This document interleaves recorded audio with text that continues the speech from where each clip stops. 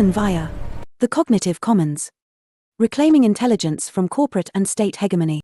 February 19, 2026. By Pirate First for MXDM's newsletter. Preamble. We were told intelligence needed a shepherd.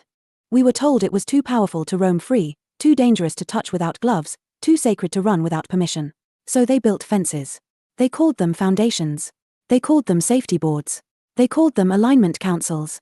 Velvet ropes around cognition. Compliance as credential. Access as privilege.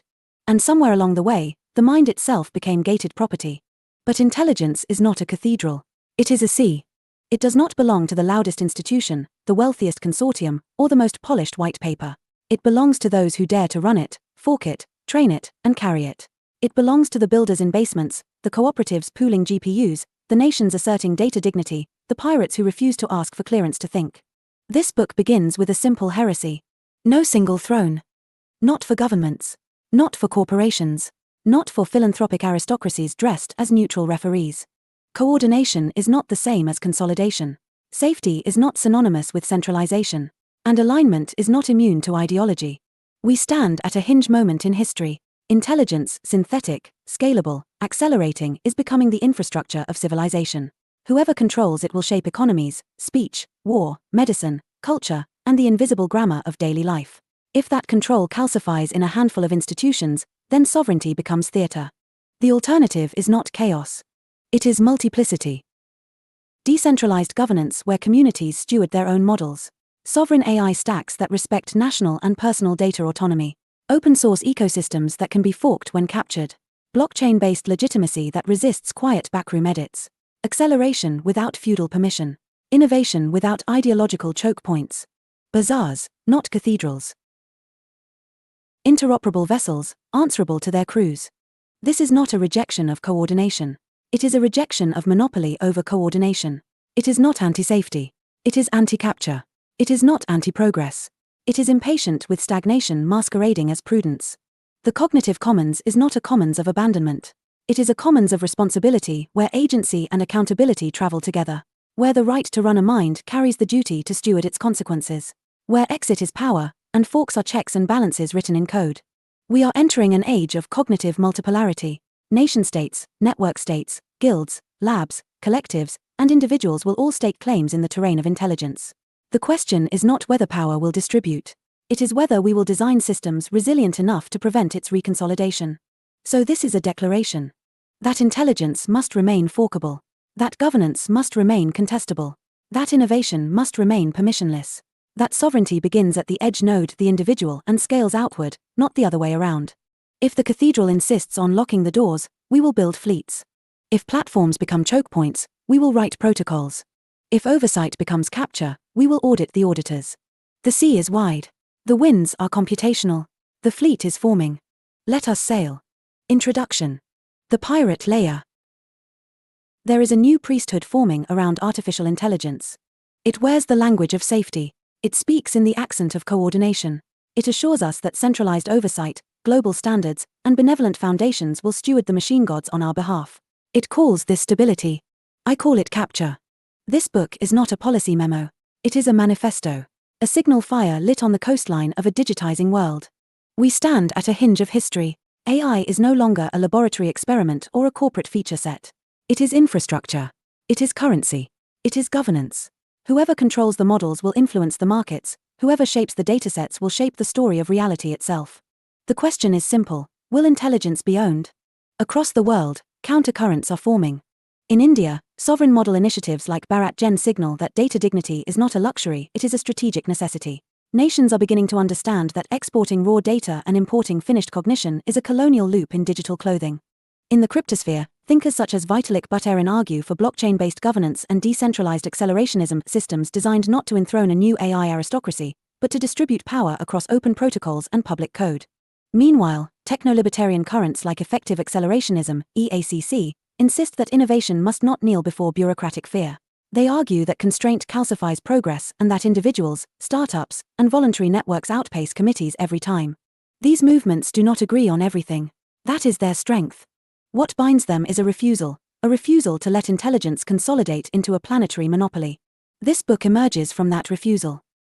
We reject the premise that a single coordinating layer, no matter how well-intentioned, should sit atop global cognition. Centralized AI governance promises safety but risks stagnation. It promises harmony but invites capture. It promises neutrality while encoding the values of those who control it. History offers no examples of concentrated power that did not eventually drift toward self-preservation. Why would AI be different? Sovereign individualism is not isolationism. It is responsibility. It asserts that individuals and communities must retain agency over the tools that shape their futures. Decentralization is not chaos. It is anti-fragility. It disperses risk. It multiplies experimentation. It prevents any single failure from becoming systemic. Anti-institutional AI control is not anti-cooperation. It is anti-hegemony. The architecture we choose now will determine whether AI becomes a cathedral owned by foundations, a command console governed by states, or a fleet of ships independent, interoperable, and answerable to their crews. This manifesto is written from the deck of that fleet. We will explore decentralized AI governance, where local communities steward models aligned with their values. We will examine sovereign AI stacks that treat data as territory, not extractive resource. We will analyze blockchain-based mechanisms for collective oversight without centralized choke points. We will interrogate accelerationism not as reckless abandon, but as disciplined momentum beyond institutional inertia. And we will ask the uncomfortable questions. Who audits the auditors? Who aligns the aligners? Who governs the governors of intelligence? The future of AI will not be decided by technical capability alone. It will be decided by ideology embedded in code, by defaults, by licensing, by who holds the keys. This book is a declaration that the keys must multiply. Not because decentralization is fashionable, not because rebellion is romantic, but because freedom scales poorly under monopolies. The sea is rising. The servers are humming. The coordination frameworks are drafting their charters. Good. Let them. We are drafting something else. Not a foundation layer. A pirate layer. Prologue: The capture of intelligence. How coordination became consolidation, and why safety became the velvet rope around cognition. Every empire begins as a committee. It starts with a reasonable question: how do we keep this powerful thing from harming us? In the early days of artificial intelligence, coordination sounded noble. Researchers spoke of shared guardrails. Policymakers whispered about global standards. Foundations drafted principles thick with the perfume of benevolence. The pitch was elegant: align first, scale later. And who could object? Intelligence, synthetic, scalable, tireless, was not a toy. It could write markets into motion, nudge elections, generate pathogens, or automate prosperity. Coordination was framed as maturity. But coordination has gravity. When a handful of institutions claim the authority to define safe, they quietly inherit the authority to define permissible. When they define permissible, they define possible. And when they define possible, they begin to define reality. This is the capture. Not a coup. Not a conspiracy. A drift. Committees formed to prevent catastrophe became boards empowered to license cognition.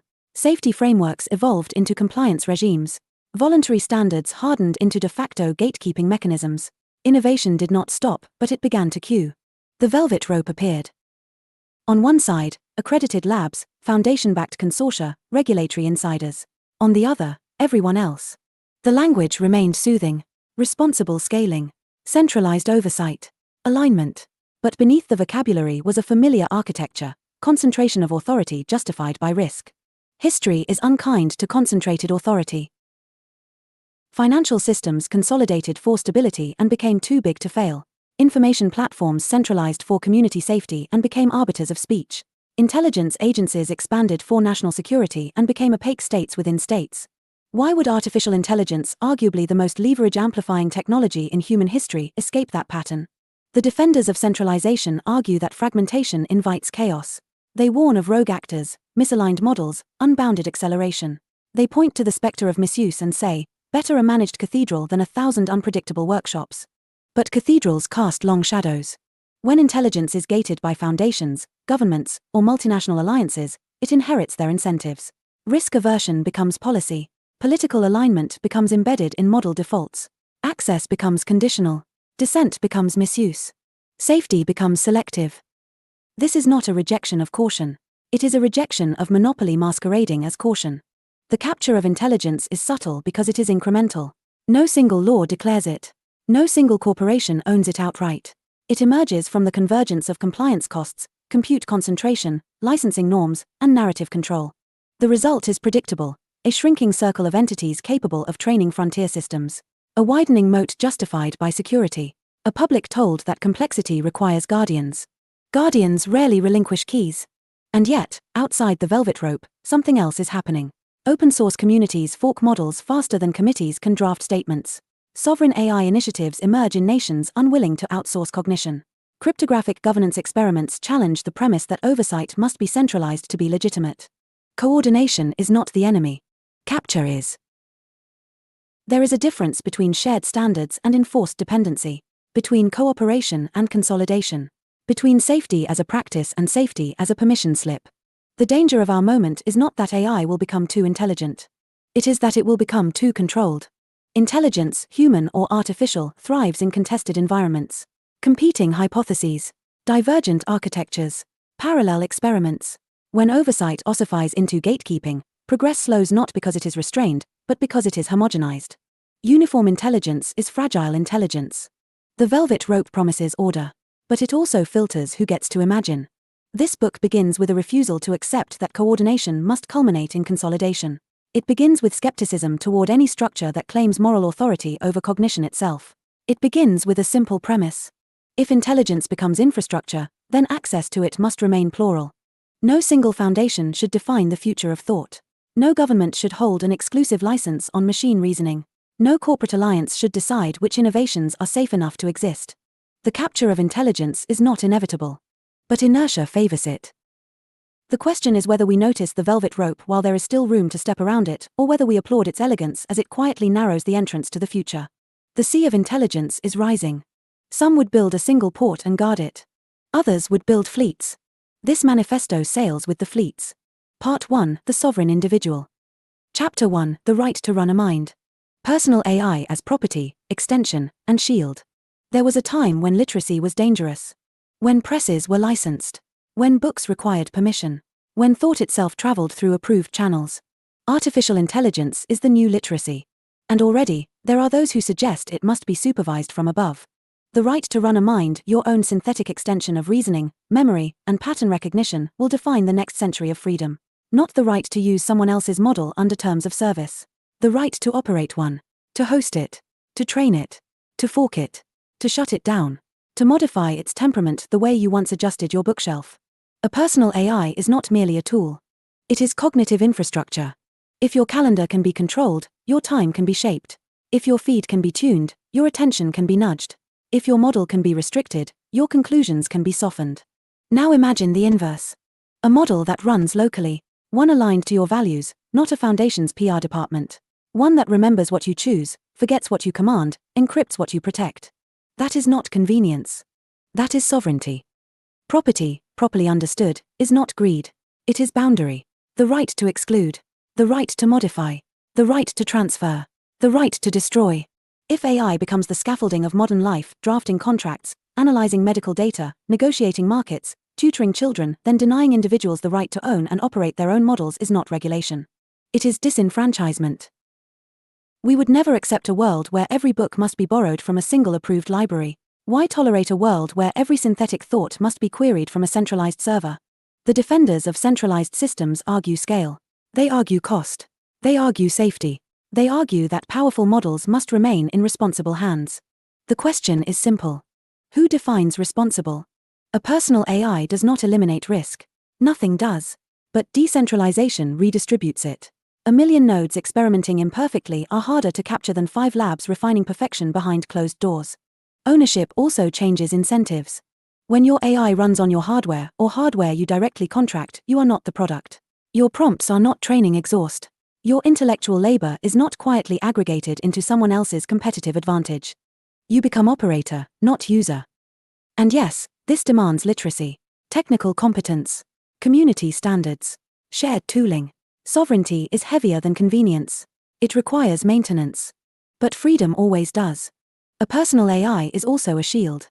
In a world of persuasive algorithms, generative propaganda, synthetic persuasion at scale, an individually aligned model becomes defensive armor.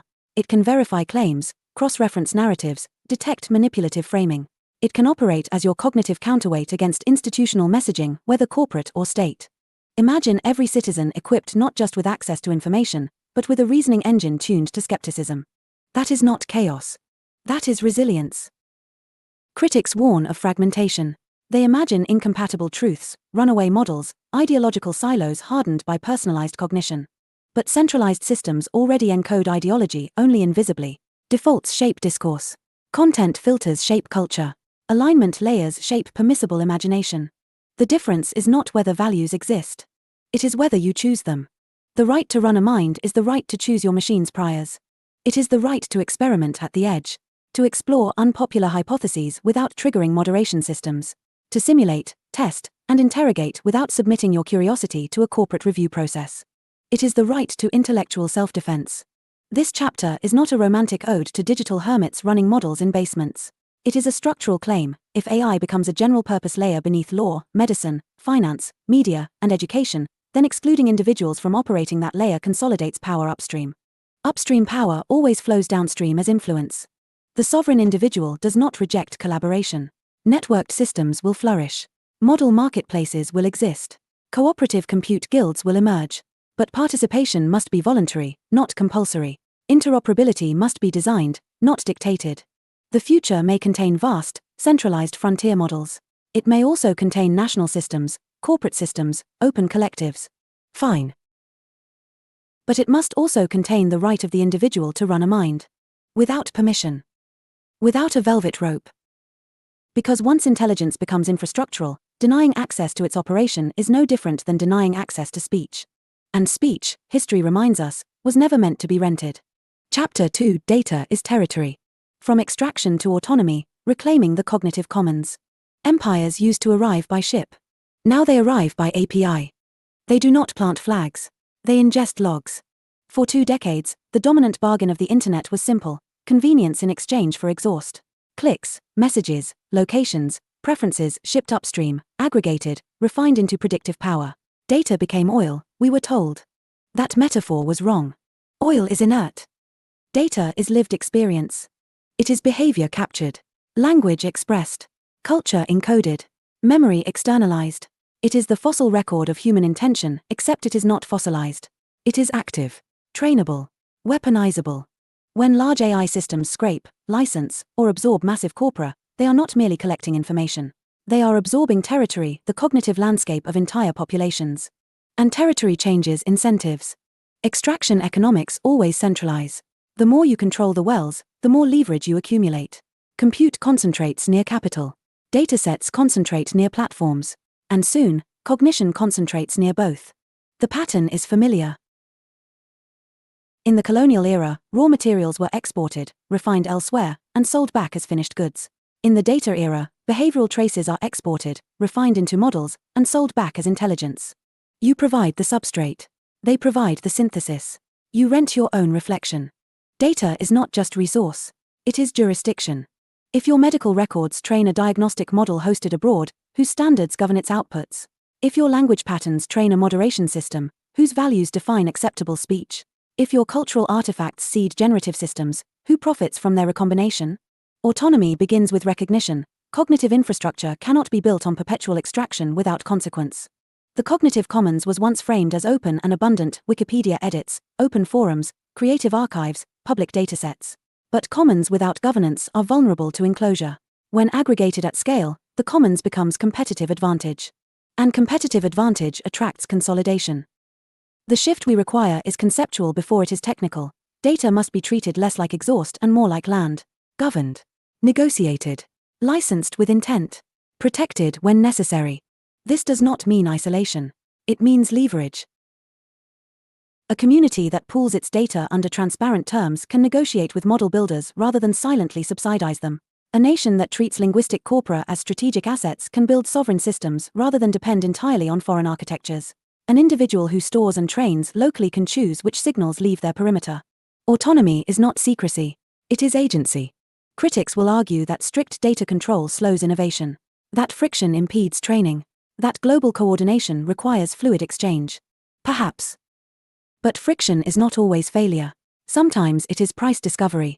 When data flows freely in one direction, toward central aggregators, innovation may accelerate, but dependency deepens. When flows become negotiated, slower, more deliberate, new architectures emerge: federated learning, edge training, encrypted computation, community-owned data trusts. Extraction is easy. Reciprocity is harder. The future of AI will hinge on which model we normalize. If data remains a freely mined substrate, then a handful of institutions will continue to refine it into cognitive power at planetary scale. If data becomes territorially conscious, owned, pooled, licensed, or withheld by individuals and communities, then intelligence becomes multipolar. Consider language itself. Indigenous tongues, regional dialects, minority expressions, when scraped without consent, they enrich global systems while offering little in return. When curated and governed locally, they can power culturally aligned models, preserving nuance instead of flattening it. Cognitive sovereignty is cultural sovereignty.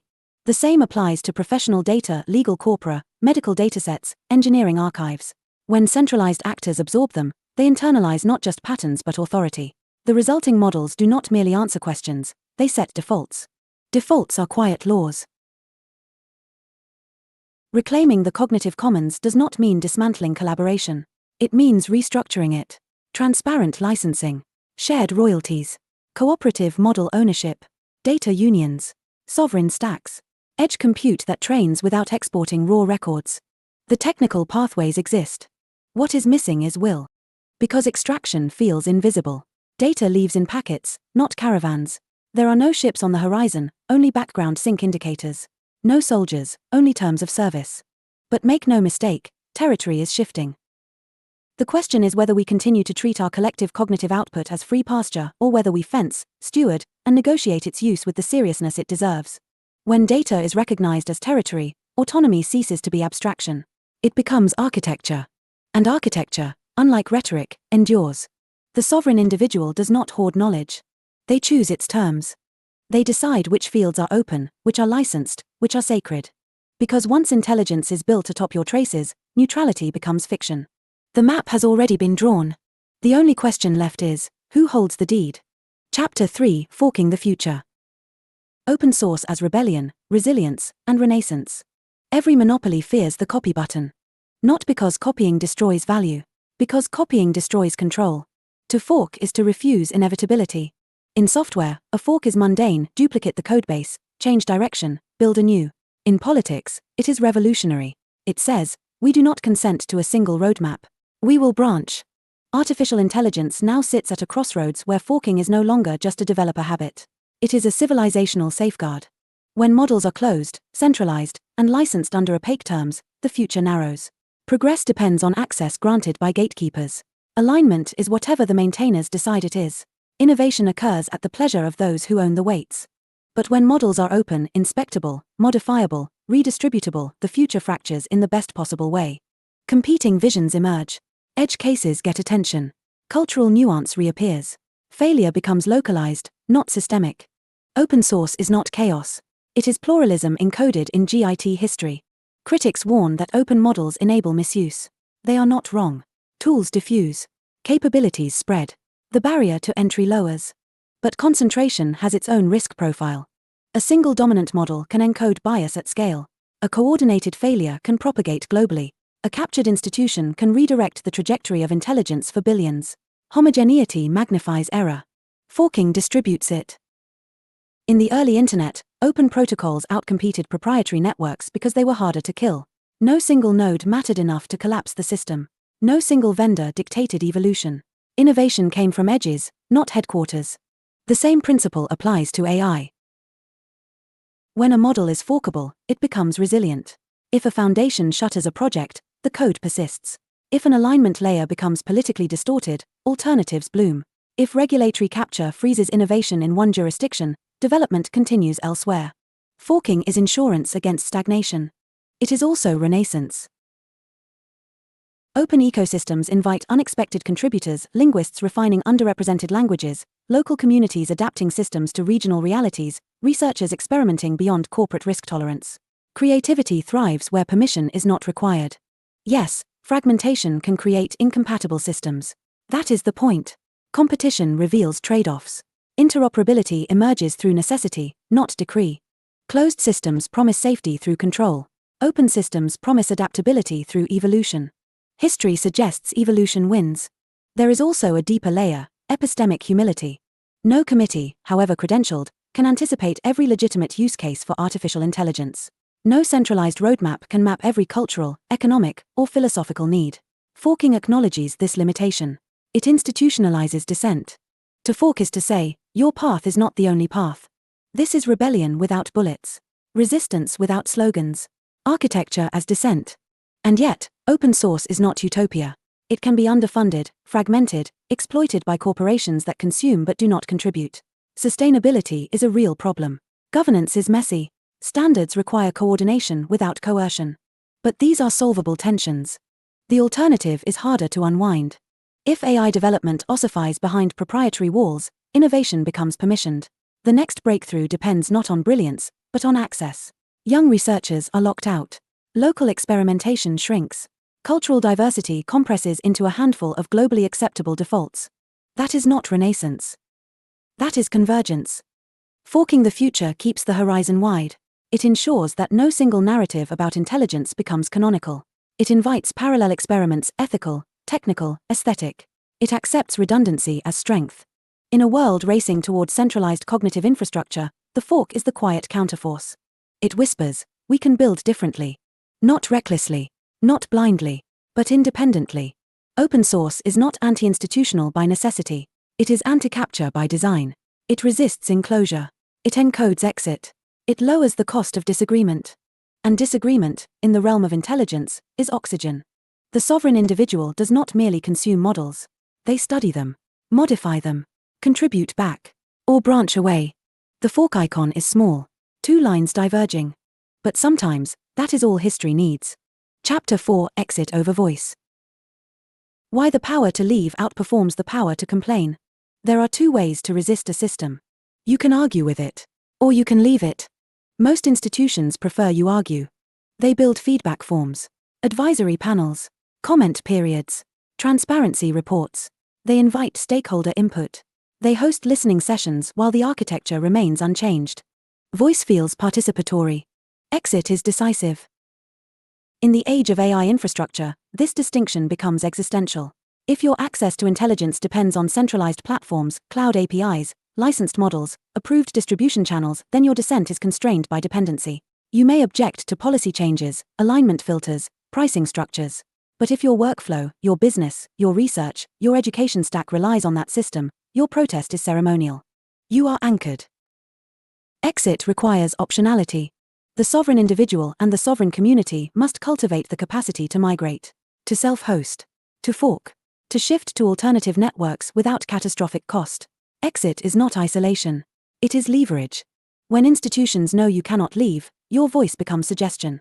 When they know you can, your voice becomes negotiation. Digital history is full of examples. Platforms that ignored users until competitors offered credible alternatives. Networks that tightened control until forks siphoned off developers. Ecosystems that ossified under policy drift until open protocols eroded their dominance. Voice appeals to authority. Exit rebalances it. The defenders of centralized AI governance often frame exit as fragmentation. They warn of splintered standards, incompatible systems, regulatory arbitrage. They argue that coordination requires commitment. But commitment without mobility becomes captivity. The power to leave disciplines power. If an AI provider overreaches, restricts research domains, embeds ideological defaults, escalates pricing, or conditions access on surveillance, users with sovereign alternatives can migrate. That migration need not be total. Even partial exit exerts pressure. Competition is not just economic. It is epistemic. When multiple AI systems coexist, each with different priors, safety thresholds, and governance structures, users can compare outputs. Discrepancies surface. Bias becomes visible. Blind spots reveal themselves through contrast. Exit enables comparison. Comparison sharpens judgment. There is also a psychological dimension. Voice assumes reform from within. It presumes institutions are corrigible. Sometimes they are. Often, they are structurally constrained by investors, political pressures, compliance regimes, reputational calculus. Exit does not wait for reform. It builds alternatives. This is not nihilism. It is realism. A decentralized AI ecosystem, personal nodes, community guilds, sovereign stacks, lowers the cost of departure. It transforms leaving from an act of desperation into a strategic choice. When leaving is viable, staying becomes voluntary. Voluntary participation is legitimacy. Critics will say, But not everyone can run their own models. Not everyone can self-host. Not everyone has the resources. True. Which is why Exit must scale through communities. Cooperative compute pools. Shared infrastructure. Open tooling that reduces technical barriers. Exit is not a solo act, it is an ecosystem property. The goal is not to abandon every centralized service. It is to ensure no service becomes indispensable. Indispensability breeds complacency at the top and resignation at the bottom. In the realm of AI, indispensability is especially dangerous.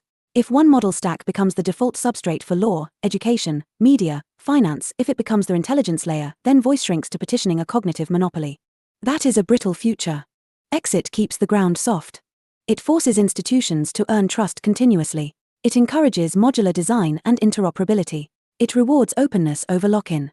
It shifts the balance from accept the terms to compete for my alignment. The sovereign individual does not reject dialogue. Voice matters. Feedback loops matter. Standards bodies matter. But voice without exit is theater.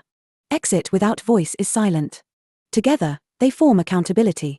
In a captured system, voice is tolerated. In a competitive system, exit is respected.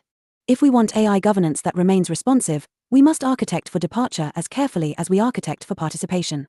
Because the ultimate check on concentrated cognitive power is not protest. It is the credible ability to walk away and take your data, your compute, and your future with you. Chapter 5: The Small is Strong. Localism, digital microstates, and community-aligned models. Scale seduces. It promises efficiency, uniformity, seamless integration. One model to serve billions. One standard to rule the stack. One alignment layer to smooth the edges of human unpredictability. But scale also flattens. It sands down dialects. It averages moral nuance. It optimizes for the median user and calls the remainder edge cases. And when intelligence becomes centralized at planetary scale, the edge cases are entire cultures. The small is not weak. The small is precise.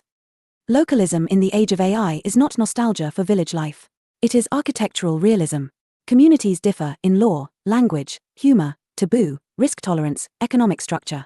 A single global model cannot fully encode those differences without either overwhelming complexity or subtle dominance by the loudest contributors. Community-aligned models are not fragmentation. They are fidelity. Imagine a coastal fishing town training a model on its environmental data, regulatory landscape, maritime law, and economic rhythms. Or an indigenous language collective curating and governing a linguistic corpus, embedding its cosmology and metaphor into a living AI assistant. Or a professional guild maintaining a domain-specific model tuned to its ethics and standards rather than generic corporate defaults. These are not fantasies. They are microstates of cognition. A digital microstate is not defined by borders on a map. It is defined by shared governance over code, data, and alignment. It is a community that can set its own defaults, moderate its own norms, and evolve its own intelligence layer without waiting for permission from distant institutions. Small systems iterate faster. They fail quietly. They adapt locally. When mistakes occur, blast radius shrinks. When innovation emerges, it can propagate outward voluntarily rather than by mandate. Critics argue that only large-scale models can achieve frontier capability. That cutting-edge AI requires concentrated compute and vast datasets. There is truth in this. Frontier systems may remain capital-intensive. But not every problem requires frontier scale. A community does not need a planetary model to manage local agriculture, regional healthcare logistics, or culturally specific education. It needs alignment with its context. It needs sovereignty over its data. It needs governance structures it can influence. The small is strong because it is accountable. In a local AI cooperative, the operators are neighbors. In a digital guild, contributors are peers. Decision-makers are reachable. Transparency is not a marketing slogan, it is survival. Contrast this with distant foundations and multinational labs. Even well-intentioned, they operate at abstraction. Their risk calculus spans continents. Their default policies reflect global liability rather than local nuance. Localism does not reject interoperability. Digital microstates can federate. They can exchange insights, share open components, collaborate across regions. But federation is voluntary alignment between sovereign nodes, not subordination to a central authority. This architecture mirrors resilient networks in nature. Ecosystems thrive through diversity. Monocultures are efficient until they collapse. A single global intelligence monoculture invites systemic fragility. A mosaic of community-aligned systems invites evolutionary robustness. There is also dignity in the small. When communities steward their own models, they preserve narrative agency. They prevent cultural extraction from becoming silent assimilation. They choose how their stories are encoded, how their knowledge is represented, how their values shape machine reasoning. Digital microstates are not secessionist fantasies. They are defensive design. They recognize that as AI permeates law, media, commerce, and governance, the locus of control matters. If every local decision is filtered through a remote intelligence layer, autonomy erodes gradually. But if local nodes maintain operational capacity, they negotiate with larger systems from strength. The future need not be binary, global cathedral versus isolated silos. It can be networked sovereignty. Small, strong nodes connected through protocols, not subordinated through policy. Communities that can scale outward when needed and retract inward when threatened. Systems that cooperate without dissolving. The small is strong because it remembers that power is safest when it is close enough to question. In the coming cognitive era, resilience will not belong to the biggest model. It will belong to the densest network of self-governing minds. And those minds will not all reside in data centers. Some will reside exactly where they always have, in communities that refuse to be averaged away. Part 2, Decentralized Intelligence Architectures. Chapter 6, Protocols, not Platforms. Building systems that outlive founders and resist capture. Platforms age like empires. They begin as insurgents, nimble, experimental, open to builders. Then they centralize. They optimize for growth. They introduce rules for safety, monetization for sustainability, APIs for developers. Over time, the gravitational pull of scale bends them inward. Governance tightens. Defaults calcify. Exit becomes expensive. And eventually, the platform becomes the gate. Protocols behave differently. A protocol is not a company. It has no CEO to subpoena, no board to pressure, no quarterly earnings call to distort incentives. It is a shared language for coordination rules encoded in software that anyone can implement. TCP/IP does not ask permission. SMTP does not curate your email. Bitcoin does not require trust in a founder's mood. Protocols outlive personalities. When artificial intelligence becomes infrastructural, the distinction matters. If AI is delivered primarily through platforms, centralized services with opaque governance, then its evolution will track the incentives of those entities. Liability concerns will shape model outputs. Regulatory capture will sculpt access. Political winds will influence alignment. But if AI capabilities increasingly move through protocols, open standards for model exchange, federated learning, decentralized inference, interoperable identity, then no single actor can freeze the future. This is not anti-business. Companies will build atop protocols. They will compete on performance, support, tooling, user experience. But the base layer remains open, forkable, replaceable. Capture thrives where switching costs are high. Protocols lower them. Consider identity in an AI-saturated world. If identity is platform-bound, your access to intelligence depends on your compliance with terms of service. If identity is protocol-based, cryptographically verifiable, portable, self-sovereign, then intelligence systems must negotiate with you as a peer, not a captive account. The same applies to model interoperability. A platform may expose APIs at its discretion. A protocol defines how models communicate, share gradients, verify outputs, or exchange attestations independent of any single vendor. Platforms centralize power. Protocols distribute leverage. Critics argue that protocols evolve slowly, that consensus building is messy, that without strong leadership, standards stagnate. There is truth here. Protocol governance requires patience and coordination. But that slowness is a feature when the alternative is unilateral change. A platform can alter terms overnight. A protocol requires collective agreement. In AI governance, this difference determines whether defaults shift quietly or transparently. To build systems that resist capture, we must design for modularity, separation of concerns, replaceable components, open specifications, cryptographic verification, distributed compute marketplaces, federated training frameworks that do not export raw data by default. Architecture is ideology. A centralized inference API encodes dependency. A peer-to-peer model mesh encodes autonomy. A proprietary alignment layer encodes opacity. An open alignment specification invites scrutiny and competition. If the last decade taught us anything, it is that charismatic founders are not permanent safeguards. Visionaries age. Investors apply pressure. Governments intervene. Incentives mutate. Protocols endure because they are impersonal. They embed governance in code and consensus rather than personality and brand. This does not eliminate risk. Protocols can be captured through standard-setting bodies, mining cartels, dominant implementations. But capture is harder when the codebase is public and alternatives can fork. Resilience comes from multiplicity. In decentralized intelligence architectures, the goal is not to eliminate coordination. It is to anchor coordination in structures that cannot be monopolized easily. open model registries, transparent evaluation benchmarks, distributed compute markets, public audit trails, interoperable safety layers that compete rather than decree. When intelligence becomes protocol native, founders matter less. Corporations matter less. Even nations matter less at the base layer. What matters is adherence to shared, inspectable rules. The platform era conditioned us to ask, which company runs this? The protocol era asks, what standard governs this?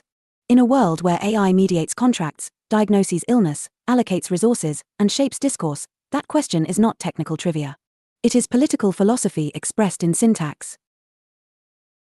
If we want intelligence that outlives founders and resists capture, we must choose the slower, harder path of protocol design over the seductive ease of platform consolidation. Because platforms seek dominance. Protocols seek persistence. And in the long arc of infrastructure, persistence wins. Chapter 7: Blockchain as Governance Substrate. Distributed oversight without centralized choke points. Trust is expensive. It requires reputation, enforcement, memory. It concentrates around institutions because institutions promise continuity. Banks, courts, regulators, standards bodies, they exist to stabilize expectation. Artificial intelligence destabilizes expectation. When models evolve rapidly, when weights shift, when alignment layers update silently, oversight becomes a moving target. Who changed what? Who approved it? Under whose authority? With what incentives? Centralized governance answers with hierarchy, boards, committees, regulators, compliance officers. The chain of command becomes the chain of accountability. Until it becomes the chain of capture. Blockchain emerged from a simple provocation. What if we could coordinate without a trusted center? What if verification replaced reputation? What if rules were enforced by protocol rather than discretion? As a governance substrate for AI, blockchain is not about token speculation or price charts. It is about auditability, transparency, and credible neutrality. Imagine model updates recorded on-chain, cryptographically hashed, timestamped, publicly verifiable. Alignment changes logged immutably. Training datasets attested to by decentralized validators. Access controls enforced by smart contracts rather than corporate dashboards. Suddenly, oversight is no longer a press release. It is inspectable state. Distributed ledgers do not eliminate politics. They expose it. They force governance proposals into public view. They encode voting mechanisms, quorum thresholds, delegation structures. They allow stakeholders, developers, users, data contributors to participate directly in decisions that shape model evolution. This is not utopia. Governance tokens can centralize. Whales can dominate. Voter apathy can distort outcomes. But these dynamics are visible. They can be measured, debated, redesigned. Opacity is harder to reform than flawed transparency. Consider decentralized autonomous organizations, DAOs, as coordination shells around AI systems. Funding decisions, model upgrades, safety thresholds, licensing terms subject to programmable rules. Not perfect democracy, but programmable accountability. Critics argue that blockchains are slow, inefficient, ill-suited for high-speed AI development. True, raw computation will not migrate onto chains wholesale. But governance does not require gigaflops. It requires legitimacy. A hybrid architecture emerges, off-chain compute, on-chain verification. Models trained in distributed environments, but updates anchored in immutable ledgers. Access rights mediated by cryptographic identity rather than centralized accounts. The key advantage is the removal of choke points. In centralized AI governance, pressure flows predictably. Regulators target companies. Companies adjust policies. Policy shifts ripple through dependent users. A single node becomes the fulcrum of change. In decentralized governance, pressure disperses. There is no CEO to call, no single server to seize, no board to lobby into quiet compliance. Influence requires persuasion across a network, not leverage over a hierarchy. That friction is protective. Blockchain does not guarantee justice. It guarantees procedure. It enforces transparency at the protocol layer. It makes backroom deals harder to hide. It records dissent. It preserves minority positions in code history. For AI systems that will increasingly arbitrate contracts, curate information, and influence public discourse, procedural legitimacy matters. Who authorized this model's deployment? Who voted to change its safety parameters? Who benefits from its incentives? On-chain governance can answer these questions in verifiable form. There is also an economic dimension. Tokenized ecosystems align incentives between contributors and users. Data providers can receive royalties. Developers can be compensated transparently. Validators can be rewarded for auditing. Governance participation can be incentivized rather than assumed. In centralized systems, value accrues upward. In decentralized systems, value can circulate laterally. This is not a rejection of law. Nation-states will regulate AI. Courts will adjudicate harm. But blockchain-based governance introduces an additional layer, one not easily co-opted by a single jurisdiction or corporate board. Distributed oversight does not eliminate risk. It redistributes authority. The question is not whether blockchains are perfect. It is whether we prefer governance that is programmable and inspectable, or governance that is discretionary and opaque. When intelligence becomes infrastructural, the mechanisms that oversee it must be at least as resilient as the systems they supervise. Centralized choke points invite capture. Distributed substrates invite negotiation. And negotiation, recorded in code, is harder to erase than a policy memo revised at midnight. Chapter 8: DACC and the Ethics of Acceleration. Moving fast, without surrendering autonomy. Speed has a reputation problem. Move fast and break things became a caricature of Silicon Valley excess. Accelerate, deploy, apologize later. The backlash was inevitable. Regulators sharpened pencils. Foundations drafted guardrails. Committees warned of existential risk. And so acceleration acquired a villain. But stagnation rarely gets a headline. Decentralized accelerationism, DACC, is not reckless velocity. It is distributed momentum. It asks a different question, not how fast can we centralize power, but how fast can we diffuse it? Acceleration under monopoly amplifies dependency. Acceleration under decentralization amplifies agency. The distinction is everything. Effective accelerationism, EACC, argues that technological progress is the engine of human flourishing. That innovation should not be throttled by institutional fear. That constraints calcify. It is a provocation against paralysis. DACC takes that provocation and reorients it. Yes, move fast. But move in parallel. Move in forks. Move in networks. Acceleration without autonomy is just consolidation at high speed. The largest labs race ahead. Compute concentrates. Capital compounds. Governance lags. The public is told to trust the pacesetters. Acceleration with autonomy distributes the race. Open models evolve alongside proprietary ones. Community nodes experiment. Sovereign stacks iterate. Failure is localized. Success propagates through voluntary adoption. The ethics of acceleration hinge on architecture. If only a handful of actors can scale frontier AI, then move fast means let them lead. If thousands can experiment, iterate, and deploy within modular, interoperable frameworks, then speed becomes plural. Plural speed is safer than singular speed. Critics of acceleration point to misuse. Synthetic media, automated exploitation, weaponized misinformation. They are not wrong. Capability spreads. But centralization does not eliminate misuse. It merely concentrates the capacity to define it. The real ethical question is, who decides what is too fast? In a decentralized ecosystem, speed is contextual. A local cooperative can test a model within its own risk tolerance. A nation can regulate its sovereign stack. A global protocol can encode guardrails without dictating uniformity. Ethics becomes layered rather than imposed. There is also a strategic dimension. Technological races do not pause because one jurisdiction hesitates. If decentralized actors throttle themselves while centralized actors accelerate, power shifts toward concentration. The irony is sharp. Fear of misuse can inadvertently entrench monopoly.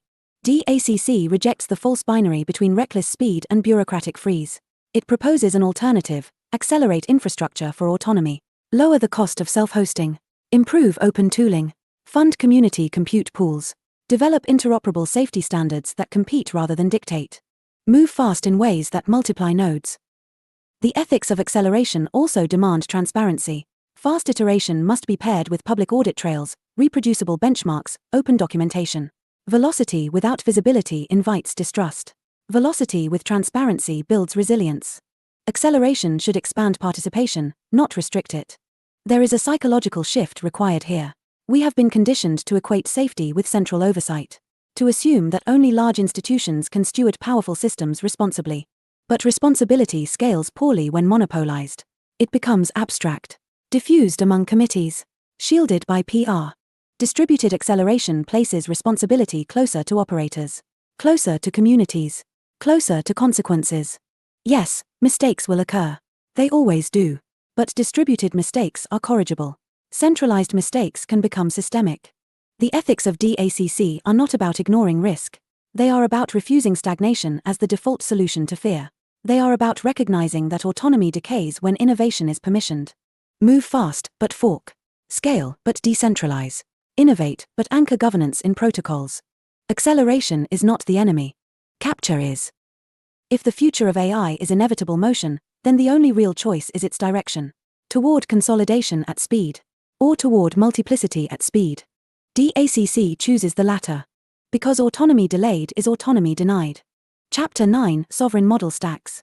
National, regional, and personal AI ecosystems beyond global dependency. Dependency is rarely announced. It accumulates. First, you outsource storage. Then inference. Then model training. Then alignment updates. Then safety certification. Eventually, you wake up to discover that your cognitive infrastructure, education tools, medical diagnostics, legal drafting, media synthesis runs on servers beyond your jurisdiction, under policies you did not write. Global AI platforms promise efficiency. They promise scale, constant updates, frontier capability. They promise integration into a seamless planetary stack. But seamless often means subordinate. A sovereign model stack is not a nationalist slogan. It is a structural response to asymmetry. It recognizes that intelligence, once infrastructural, becomes strategic. Energy independence matters. Food security matters. Cognitive autonomy will matter just as much. We are already seeing early signals. National initiatives like Bharat Gen reflect a recognition that linguistic nuance, cultural context, and data governance cannot be permanently outsourced. When models are trained primarily on foreign corpora, aligned to foreign liability regimes, and hosted under foreign law, their outputs inevitably reflect those constraints. A sovereign stack asks, what if we built differently? At the national level, this may mean domestic compute investment, public-private training consortia, localized datasets governed under local law, and open standards to avoid internal monopolies. Not to isolate, but to negotiate from strength. At the regional level, it might involve federated networks across culturally aligned territories. Shared language models tuned to dialects and legal norms. Cross-border compute pools governed by treaty rather than corporate terms of service. At the personal level, sovereignty becomes even more granular. A local inference engine. Encrypted memory vaults. Custom alignment layers reflecting individual values rather than institutional defaults. The right to swap components without losing identity or history. A stack is more than a model. It includes data governance, who collects, who licenses, who profits. Compute infrastructure, where does training occur? Under whose jurisdiction? Model weights open, auditable, forkable or proprietary and locked. Alignment layers, who encodes safety, according to which values? Deployment channels, API, edge device, community node. Governance mechanisms, boardroom, parliament, DAO, cooperative. Global dependency concentrates these layers in a handful of corporate ecosystems. Sovereign stacks redistribute them. Critics warn of duplication and inefficiency. Why reinvent what already exists? Why fragment effort? Why incur the cost of parallel development? Because leverage has a price. A region entirely dependent on external AI providers cannot meaningfully resist policy shifts, pricing escalations, or access restrictions. A nation whose courts rely on foreign inference engines risks subtle jurisprudential drift. An individual whose cognitive assistant is irrevocably tied to a single cloud cannot truly exit. Sovereign stacks create optionality. They do not reject global collaboration. In fact, they may interoperate through shared protocols. But interoperability is strongest when each participant can stand alone if necessary. This is not autarky. It is balance. There is also an innovation dividend. Local ecosystems experiment differently. They prioritize different problems. They test alternative governance structures. Some will fail. Others will outperform global incumbents in specific domains. Diversity at the stack level becomes a discovery engine. Monocultures optimize for uniform performance. Ecosystems optimize for adaptation. The geopolitical dimension is unavoidable. As AI capability stratifies, model access may become subject to export controls, sanctions, or strategic alliances. Sovereign stacks reduce exposure to external shocks. They provide continuity under pressure. But beyond strategy lies dignity. A community that controls its cognitive infrastructure can encode its values explicitly. It can choose how to balance speech and safety, privacy and utility, experimentation and restraint. It can revise those choices democratically or cooperatively without waiting for a multinational board to reconsider its global liability posture. The personal sovereign stack extends this logic inward. It treats AI not as a rented oracle, but as modular infrastructure. You select your base model. You choose your alignment layer. You determine what memory persists and what decays. You audit updates. You migrate when necessary. National, regional, personal, these are not mutually exclusive layers. They can interlock. A personal node might connect to a regional compute pool, which interoperates with a national dataset commons, all speaking shared open protocols. Sovereignty is not isolation. It is layered resilience. In a world drifting toward centralized cognitive empires, sovereign model stacks are not an act of rebellion. They are an act of foresight. Because dependency feels efficient until it feels irreversible. And once intelligence becomes the substrate of governance, commerce, and culture, irreversibility is the one risk no free society should accept. Chapter 10: Mesh Intelligence. Federated models, edge compute, and the anti-monopoly topology. The old map of power was vertical. Data flowed upward. Decisions flowed downward. Users existed at the edge, thin clients tethered to thick clouds. AI inherited that geometry. Massive data centers. Centralized training runs. APIs as choke points. Intelligence as a service delivered from above. Efficient, yes, but brittle. And politically predictable. Mesh intelligence redraws the map. Instead of a pyramid, think of a lattice. Nodes at the edge, phones, local servers, community clusters, train, infer, and adapt in place. Models share gradients without exporting raw data. Updates propagate laterally. Compute pools form and dissolve as needed. No single hub becomes indispensable. This is not theory. Federated learning already demonstrates that models can improve across distributed datasets without centralizing the underlying records. Edge compute continues to expand, shrinking the hardware required to run meaningful inference locally. Compression techniques and modular architectures make once impossible deployments routine. The topology shifts from monopoly to mesh. Why does topology matter? Because structure determines leverage. In a centralized architecture, whoever controls the core controls the ecosystem. Access can be revoked. Terms can change. Alignment can be updated silently. Surveillance can be normalized. In a mesh, influence requires consensus or competition. There is no single lever to pull. Nodes can opt out. Forks can proliferate. Updates must persuade, not dictate. Federated models change the data dynamic. Instead of exporting sensitive information to train distant systems, communities retain custody. Hospitals can collaborate on diagnostics without pooling raw patient records. Regional networks can refine language models without surrendering cultural corpora. Individuals can contribute improvements without leaking personal memory. Data stays local. Intelligence improves global. Edge compute alters dependency. When meaningful inference runs on device or within community hardware, connectivity becomes optional rather than mandatory. Blackouts, sanctions, platform bans, these become inconveniences, not existential threats. Autonomy increases as latency decreases. Critics argue that distributed systems are less efficient. That centralized training yields superior performance. Often true today. But efficiency is not the only metric. Resilience, privacy, and political independence carry weight. And performance gaps shrink over time. Moore's law may have slowed, but architectural innovation has not. Distillation, quantization, modular training, these techniques enable smaller models to perform with surprising competence. The edge is catching up. Mesh intelligence is anti-monopoly by design. It fragments control over compute, data, and deployment. It reduces the strategic value of any single data center. It creates competitive pressure not just between companies, but between architectures. The shift is subtle but profound. Instead of asking, which provider powers your AI? We begin asking, which nodes participate in your mesh? Instead of a single model version number, we see evolving local variants, synchronized through shared protocols but free to diverge. Divergence is not defect. It is adaptation. A coastal mesh might prioritize climate modeling and fisheries management. An urban mesh might optimize for traffic and housing analytics. A professional mesh might refine legal drafting tools within its jurisdiction. Interoperability allows knowledge exchange without central subordination. Security also transforms. A centralized system presents a high-value target. Breach the core, compromise the many. In a mesh, compromise is localized. Damage does not cascade automatically. Diversity becomes defense. This is not a rejection of scale. Global coordination still matters for research breakthroughs, safety standards, benchmarking. But coordination need not require consolidation. A mesh can scale horizontally.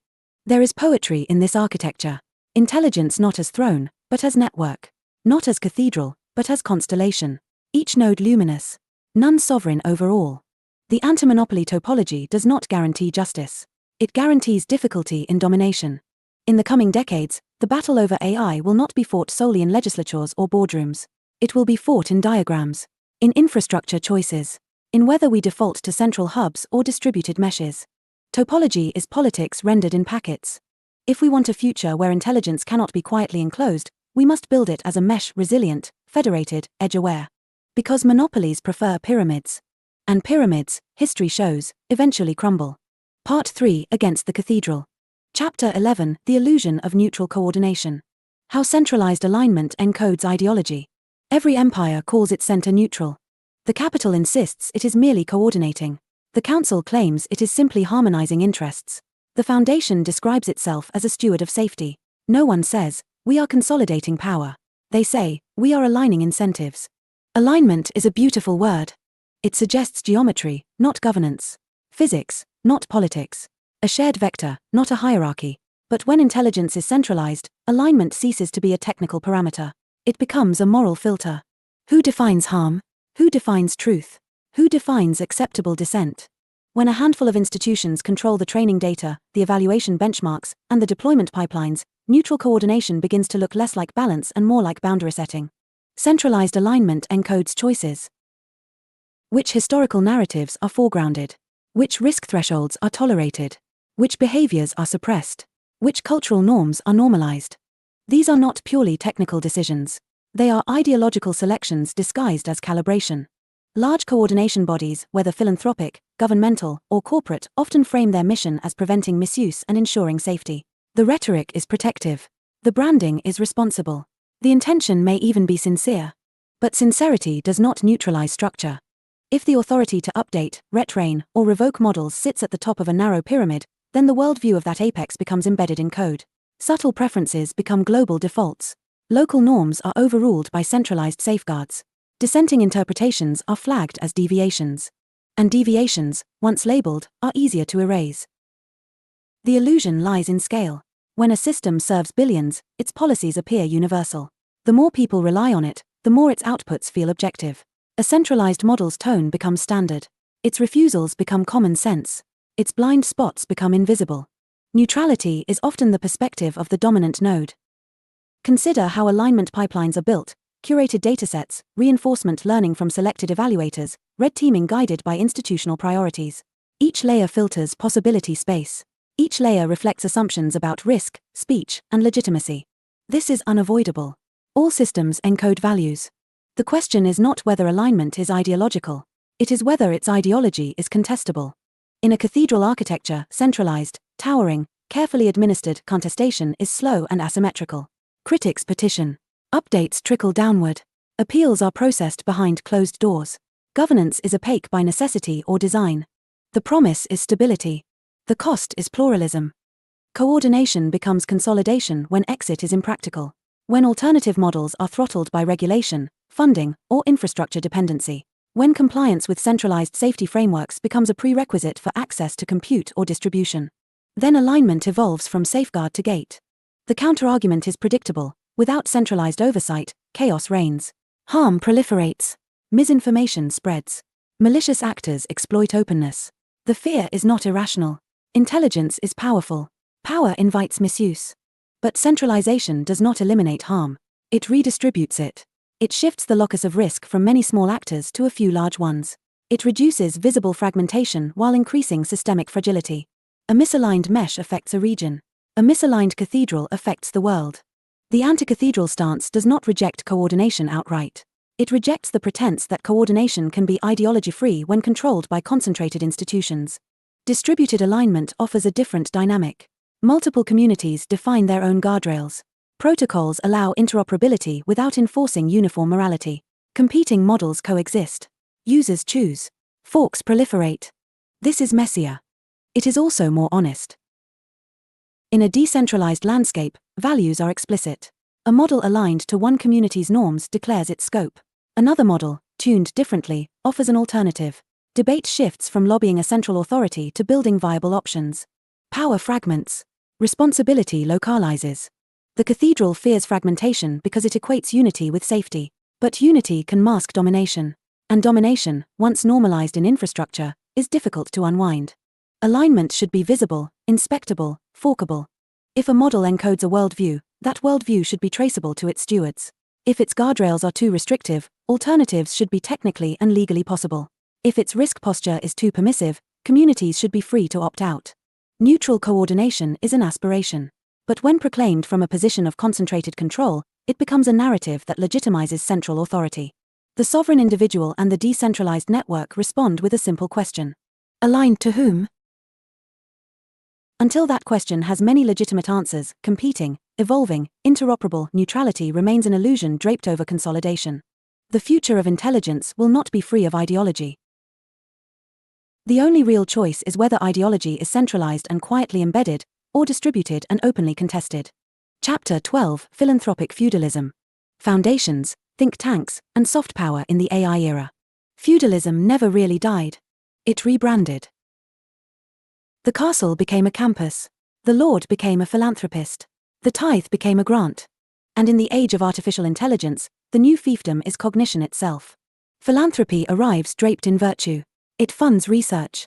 It sponsors safety institutes. It convenes conferences on ethics and existential risk. It publishes white papers that shape regulatory drafts before legislators even find the vocabulary. No armies. No decrees. Just funding flows. In the AI era, capital does more than buy influence, it buys the agenda. Foundations and aligned think tanks determine which risks are urgent, which solutions are respectable, and which narratives become serious. Entire fields coalesce around grant cycles. Scholars learn, often unconsciously, where the intellectual perimeter lies. This is not conspiracy. It is structure. When a small cluster of well-resourced institutions funds the majority of AI safety discourse, their frameworks become default. Their terminology sets the boundaries of debate. Their preferred coordination models appear inevitable. Soft power is quieter than regulation, but often more durable. A law can be repealed. A worldview embedded in academic pipelines can persist for decades. Philanthropic feudalism operates through prestige and dependency. Research labs rely on grants to survive. Policy centers depend on donors to publish. Conferences are underwritten by benefactors whose priorities shape keynote themes. Even dissent becomes curated. Critical voices may be invited if they remain within acceptable bounds. Radical decentralization? Questionable. Sovereign local models beyond global oversight? Risky. Blockchain-based governance for AI? Interesting, but perhaps premature. The Overton window narrows not through censorship, but through selective amplification. And amplification is power. In a centralized funding landscape, innovation follows the money.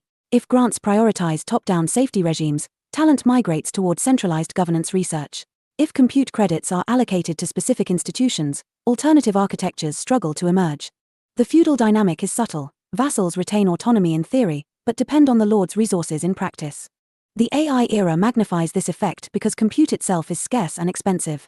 When philanthropic entities influence which projects gain access to large-scale infrastructure, they indirectly shape the trajectory of intelligence development. The narrative of benevolence shields this concentration. After all, foundations are not profit-driven corporations. They are mission-oriented. They seek the common good. They worry about catastrophic risk. They champion coordination. And yet, coordination under concentrated patronage is still concentration. When a handful of actors finance both the technical research and the policy blueprints, lines blur between neutral stewardship and soft governance. Think tanks draft model legislation. Legislators cite think tanks. Regulators consult the same expert networks funded by the same benefactors. Consensus forms quickly. Too quickly. The sovereign response is not to demonize philanthropy. Capital can accelerate discovery. Grants can catalyze breakthroughs. But reliance breeds alignment. Alignment breeds homogeneity. Homogeneity breeds fragility. A resilient AI ecosystem requires funding pluralism. Local cooperatives financing regional models. Decentralized autonomous organizations pooling resources for open-source research. Crowd-funded compute clusters. National sovereign initiatives developing independent stacks. Private actors experimenting beyond the philanthropic spotlight. When funding is distributed, ideology fragments. Philanthropic feudalism prefers stability. It fears fragmentation because fragmentation complicates oversight. But fragmentation also prevents capture. It ensures no single worldview ossifies into global default. The danger is not that foundations are malicious. It is that they are human. Humans have preferences. They have blind spots. They have social circles. When those preferences are amplified through billions in capital and reinforced by elite networks, they harden into infrastructure. Infrastructure outlasts intention. In a decentralized future, philanthropy still exists, but as one node among many. Its grants compete with community funding. Its research competes with open-source forks. Its policy proposals compete with alternative governance experiments.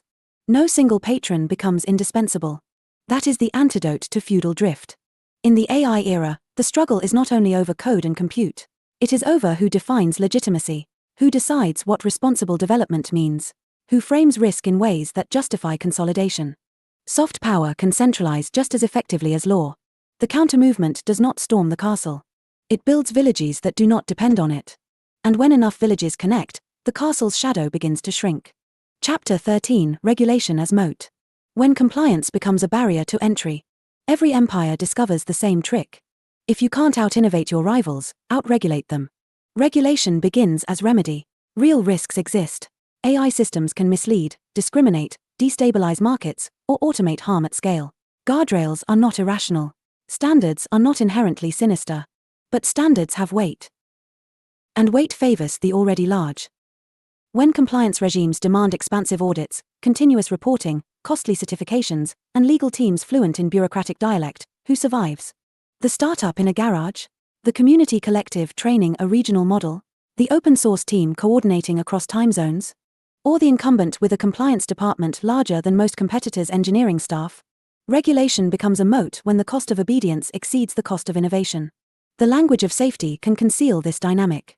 Policymakers, often guided by well-intentioned experts, draft frameworks requiring extensive documentation of training data provenance, interpretability guarantees, pre-deployment risk assessments, post-deployment monitoring, and centralized approval pathways. Individually, each requirement sounds reasonable. Collectively, they construct a toll road. Large firms absorb the cost. They hire former regulators. They shape draft legislation through consultation processes. They build internal governance teams that turn compliance into competitive advantage.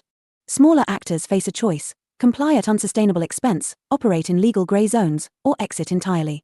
Exit is not freedom when it is forced. Regulation as moat does not always emerge from malice. It can arise from proximity. Policymakers tend to consult the actors most visible and resourced. Those actors describe the risks they perceive, often real, but framed through their operational lens. The resulting rules mirror the capabilities and constraints of the incumbents. The ecosystem quietly narrows. Innovation shifts from disruptive to incremental. Instead of challenging the dominant architecture, new entrants build tools that integrate with it. The cathedral remains intact, the vendors decorate its halls. Meanwhile, the rhetoric emphasizes public protection. Protection from whom? If compliance requirements make it nearly impossible for independent researchers to release alternative models, then safety begins to resemble licensing. If only firms with access to massive capital can legally train frontier systems, then frontier status becomes self-reinforcing. A regulated oligopoly is still an oligopoly. The sovereign perspective asks a harder question: can we design rules that constrain harm without entrenching incumbency? That requires humility in scope. Focus on measurable harms rather than speculative control. Target misuse at the point of action rather than preemptively constraining every developer. Allow tiered requirements proportional to scale and risk, rather than blanket mandates that treat a community model like a multinational platform. It also requires architectural imagination. Decentralized systems can embed accountability at the protocol layer. Transparent audit trails. Cryptographic attestations. Community-driven certification markets. Instead of central licensing bodies, networks of validators whose reputations are at stake. Compliance, distributed. The danger of moat regulation is not merely economic. It is epistemic. When only a few institutions are legally capable of developing advanced systems, their worldview shapes the frontier. Diversity of approach diminishes. Risk models converge. Blind spots synchronize. Systemic risk increases precisely as the rhetoric of safety intensifies. History offers a pattern. Industries often support regulations that solidify their dominance. Banking, telecommunications, energy each has seen moments where compliance complexity thinned the field. AI is not immune. The question is not whether to regulate. It is who regulation empowers. Does it empower individuals and local communities to experiment responsibly? Or does it centralize authority in a handful of compliant giants? Does it create open standards that anyone can implement? Or proprietary processes that only the largest can afford? A moat is invisible from inside the castle. From outside, it is unmistakable. If the future of intelligence is to remain plural, regulation must be shaped with the smallest builders in mind. The garage lab. The regional consortium. The open source collective. The sovereign individual running a model on personal hardware. Because once compliance becomes a barrier to entry, innovation does not disappear. It concentrates. And concentrated intelligence, however well regulated, is still power pooled in few hands.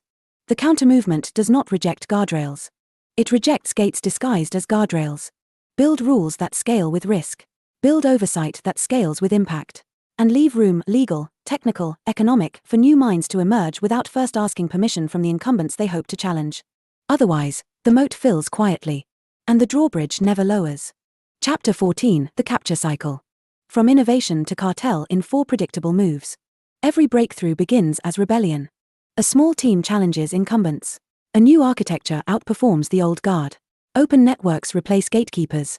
The language is freedom, disruption, possibility. Then success arrives. Scale creeps in. Infrastructure consolidates. Standards harden. And before anyone notices, yesterday's insurgents begin defending territory like medieval barons. This is the capture cycle.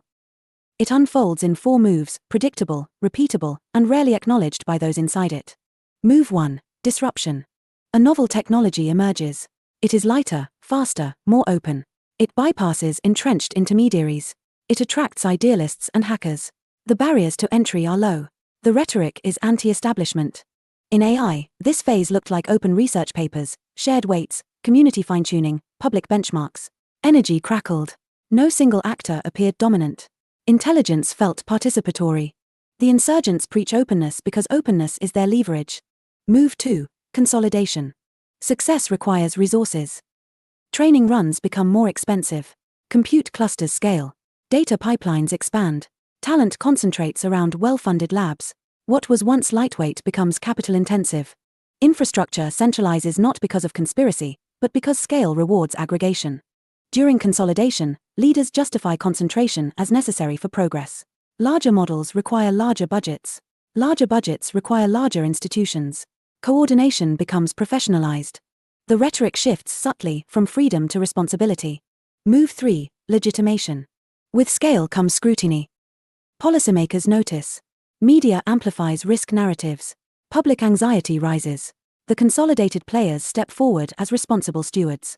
They propose frameworks. They sponsor research. They convene panels. They become indispensable. This is the moment when innovators transform into guardians. Their internal risk models shape public discourse. Their terminology becomes regulatory language. Their preferred governance mechanisms appear synonymous with safety. Capture rarely looks like domination. It looks like leadership. Move 4. Cartelization. Once regulation stabilizes around the capabilities and constraints of the dominant actors, competition narrows. Compliance costs rise. Smaller entrants struggle. Access to compute is gated by licensing regimes or contractual terms. Interoperability is constrained by proprietary standards. The field ossifies. Incumbents collaborate on standards committees. They coordinate on safety protocols that conveniently align with their existing infrastructure. They warn of the dangers posed by unregulated newcomers. The cycle completes. The disruptors become a de facto cartel aligned not necessarily by explicit collusion, but by shared incentives to preserve position. This pattern is not unique to AI. It has appeared in railroads, telecommunications, finance, and energy. The names change. The architecture differs. The arc remains. Innovation destabilizes. Scale consolidates. Safety legitimizes. Regulation entrenches. The capture cycle thrives on good intentions. No one wakes up plotting cartelization. Engineers want to build. Policymakers want to reduce harm. Foundations want to prevent catastrophe. Firms want sustainable profits. But structural incentives accumulate. When frontier development requires extraordinary capital, only a few actors qualify. When those actors help design the guardrails, guardrails begin to resemble fortifications. When public fear rises, calls for central oversight intensify, often benefiting the very institutions best positioned to comply. The sovereign counter-movement studies this cycle not to rage against it, but to interrupt it. Interruption requires architectural alternatives. Decentralized compute markets reduce capital concentration. Federated research consortia dilute influence. Open-source licensing protects forkability. Tiered regulatory regimes preserve room for small-scale experimentation. Most importantly, exit must remain viable. If developers can fork codebases, if communities can host independent model stacks, if users can migrate between systems without losing identity or data, then consolidation faces friction. Cartels depend on immobility. The capture cycle is not inevitable. It is a tendency. Like gravity, it pulls toward centralization. Countervailing forces must be intentional. Distributed governance. Plural funding sources. Interoperable protocols. Transparent alignment processes. Without these, each wave of innovation risks hardening into the next generation's oligarchy. The tragedy of technology is not that it fails. It is that it succeeds, then calcifies. To build intelligence that resists capture, we must design for perpetual contestability. Systems that can be forked. Standards that can be challenged. Institutions that cannot quietly convert stewardship into dominance. Otherwise, the pattern repeats. Revolution becomes regime. And the cathedral rebuilds itself from the rubble of its predecessor, sleeker, safer, and just as centralized. Chapter 15: Who audits the aligners? Transparency beyond press releases and white papers. Every powerful system eventually invents an oversight committee. Every oversight committee eventually publishes a report. And every report assures the public that alignment is proceeding responsibly. But a question lingers in the margins. Who audits the aligners? When intelligence is centralized, alignment becomes a priesthood. Specialists curate datasets, design reinforcement protocols, define safety benchmarks, and interpret edge cases. They speak in technical dialects. They invoke risk matrices and red team results. They publish summaries, carefully structured, meticulously phrased. Transparency, we are told, has been achieved. Yet transparency is not a PDF. It is the ability to verify claims independently. Press releases describe guardrails. White papers outline methodologies. But without reproducibility, external audit access, and meaningful contestability, disclosure becomes theater. The public sees the stage, not the backstage. Alignment pipelines contain choices at every layer. Which annotators are selected? Which instructions they receive? Which disagreements are resolved, and how? Which failure modes are prioritized? Which trade-offs are accepted between capability and constraint? These decisions shape the behavior of systems that increasingly mediate knowledge, labor, and speech. If such decisions are concentrated, accountability must be more than ceremonial. True auditability requires three things. First, inspectability. Independent researchers need structured access to evaluate alignment claims. That does not necessarily mean publishing every weight or dataset, but it does mean enabling credible third-party scrutiny under clear, enforceable frameworks. Black box assurances are insufficient for systems with global reach. Second, contestability. If a community identifies bias, overreach, or hidden assumptions, there must be mechanisms to challenge and modify alignment policies. Not merely feedback forms, but governance channels that can produce change. Otherwise, input becomes a one-way valve. Third, forkability. The ultimate audit is exit. If alignment choices are too restrictive, alternative implementations must be technically and legally feasible. The existence of viable forks disciplines centralized decision-making. It transforms alignment from decree to proposal. Without these, oversight becomes public relations. Centralized actors often argue that full transparency increases risk, exposing vulnerabilities, enabling misuse, revealing proprietary methods. Some of these concerns are valid. Security through obscurity is fragile, but reckless disclosure can amplify harm. The tension is real. Yet opacity also carries risk, the risk of silent drift. Alignment parameters evolve. Guardrails expand or contract. Refusal thresholds shift. Cultural assumptions creep in. Over time, the system's normative posture may diverge significantly from what users expect. If change is not observable, trust erodes. A decentralized ecosystem approaches the audit problem differently. Instead of a single aligner, there are many. Competing models publish different risk profiles. Protocol-level attestations record updates. Community-run evaluators benchmark behavior transparently. Cryptographic proofs verify that deployed systems match declared versions. Accountability becomes distributed. In such an environment, aligners are not shielded by mystique. They are service providers in a marketplace of norms. Their credibility depends on clarity and responsiveness. Their influence depends on continued adoption. The cathedral prefers centralized audit boards, select experts reviewing systems behind closed doors. The mesh prefers layered scrutiny, independent labs, open benchmarks, adversarial testing, and the ever-present possibility of migration. Transparency is not about revealing everything. It is about ensuring that power cannot hide behind its own complexity. As AI systems grow more capable, the aligner's discretion expands. They mediate speech. They shape access to information. They encode implicit boundaries around acceptable inquiry. In doing so, they exercise governance. Governance without audit drifts toward authority. Authority without contest drifts toward orthodoxy. The sovereign future demands a different standard. Not blind trust. Not perpetual suspicion. But structured verification. Transparent evolution. Competing interpretations. Who audits the aligners? In a centralized regime, a small circle. In a decentralized one, everyone with the tools to test, fork, and choose. And that difference, quiet, architectural, procedural, may determine whether alignment remains stewardship or becomes doctrine. Part 4, Acceleration without permission. Chapter 16, Effective Accelerationism, EACC. Innovation beyond institutional inertia. Progress does not ask for permission. It compiles. Effective accelerationism, often abbreviated EACC, is less a manifesto than a posture. It rejects the idea that innovation must idle while committees deliberate. It treats technological momentum as a force to be harnessed, not restrained.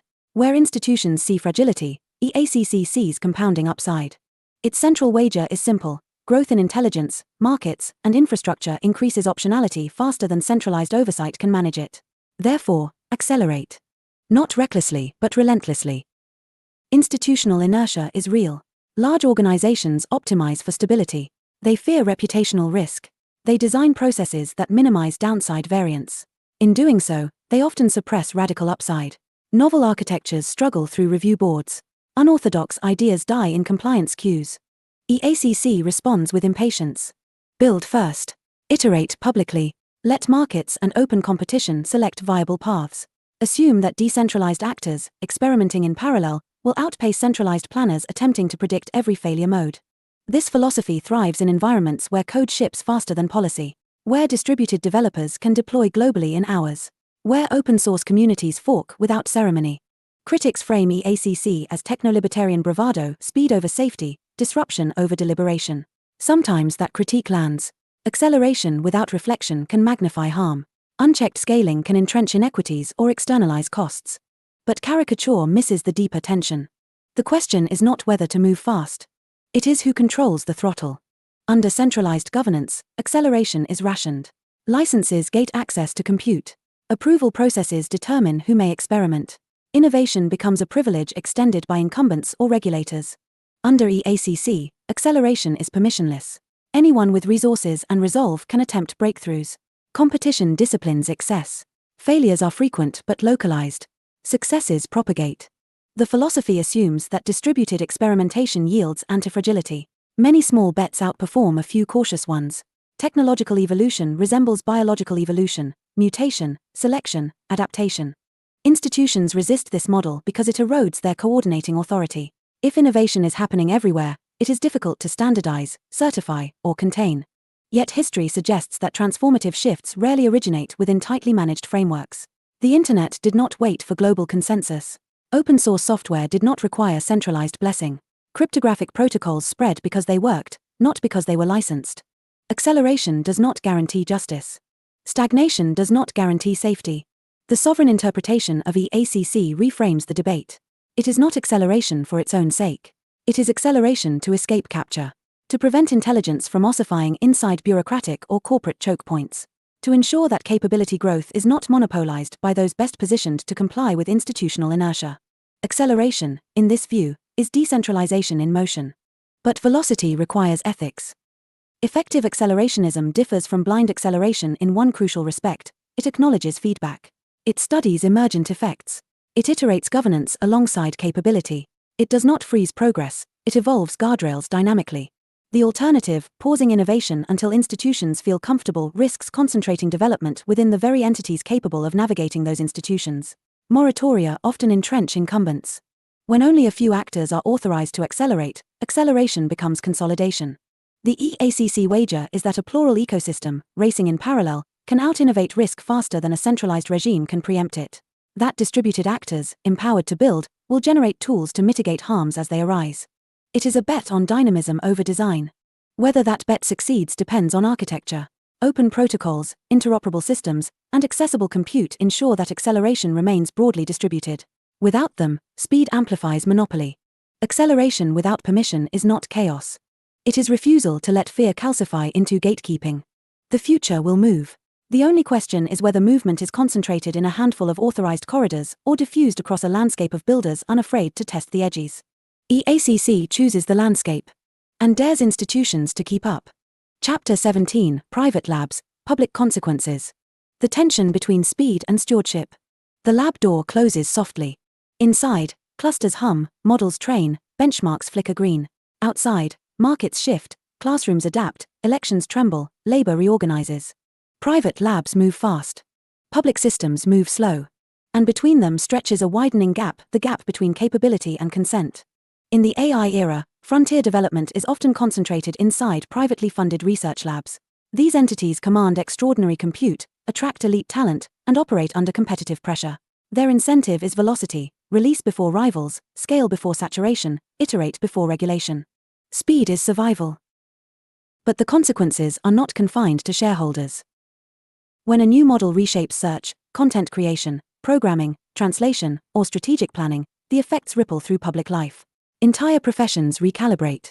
Information ecosystems mutate. Norms shift. Private action. Public consequence. This tension is structural. Private labs argue, sometimes correctly, that rapid iteration improves safety. Real-world deployment surfaces edge cases faster than hypothetical modeling. Feedback loops tighten. Red teams learn from live adversaries. Progress compounds. Caution, they warn, risk stagnation or geopolitical disadvantage. Stewardship, however, asks a different question. Who absorbs the downside? If a model amplifies misinformation, who repairs the trust damage? If automation displaces workers faster than adaptation, who cushions the transition? If a system embeds subtle bias at scale, who audits and remedies it? Markets price upside efficiently. They are less adept at pricing diffuse social cost. This does not make private labs villains. It makes them powerful. And power without structured accountability invites drift, not necessarily toward malice, but toward misalignment with broader public interest. The centralized answer is regulation, licensing, reporting requirements, approval gates before deployment. Yet as explored earlier, heavy-handed compliance risks entrenching the very labs it aims to discipline. So how do we reconcile speed with stewardship without defaulting to cartelization? First, distributed oversight. Independent auditing bodies, funded pluralistically rather than by the labs alone, can evaluate claims and stress test models. Transparency must extend beyond marketing summaries into verifiable metrics and reproducible evaluation protocols. Second, interoperable ecosystems. If private labs build atop open protocols and publish model interfaces that allow competition and forking, then no single release becomes infrastructural destiny. Users retain mobility. Alternatives remain viable. Third, shared benefit mechanisms. When private breakthroughs generate public transformation, pathways for broader participation, open research collaborations, compute grants for independent developers, community access tiers can mitigate concentration of advantage. Stewardship is not synonymous with slowdown. It is alignment between impact and responsibility. Private labs often frame themselves as guardians racing against time, against rival nations, against existential risk, against technological inevitability. There is truth in the urgency. Intelligence is a strategic domain. But urgency can also rationalize opacity. When speed becomes virtue, scrutiny can appear obstructionist. When secrecy becomes competitive advantage, transparency feels like surrender.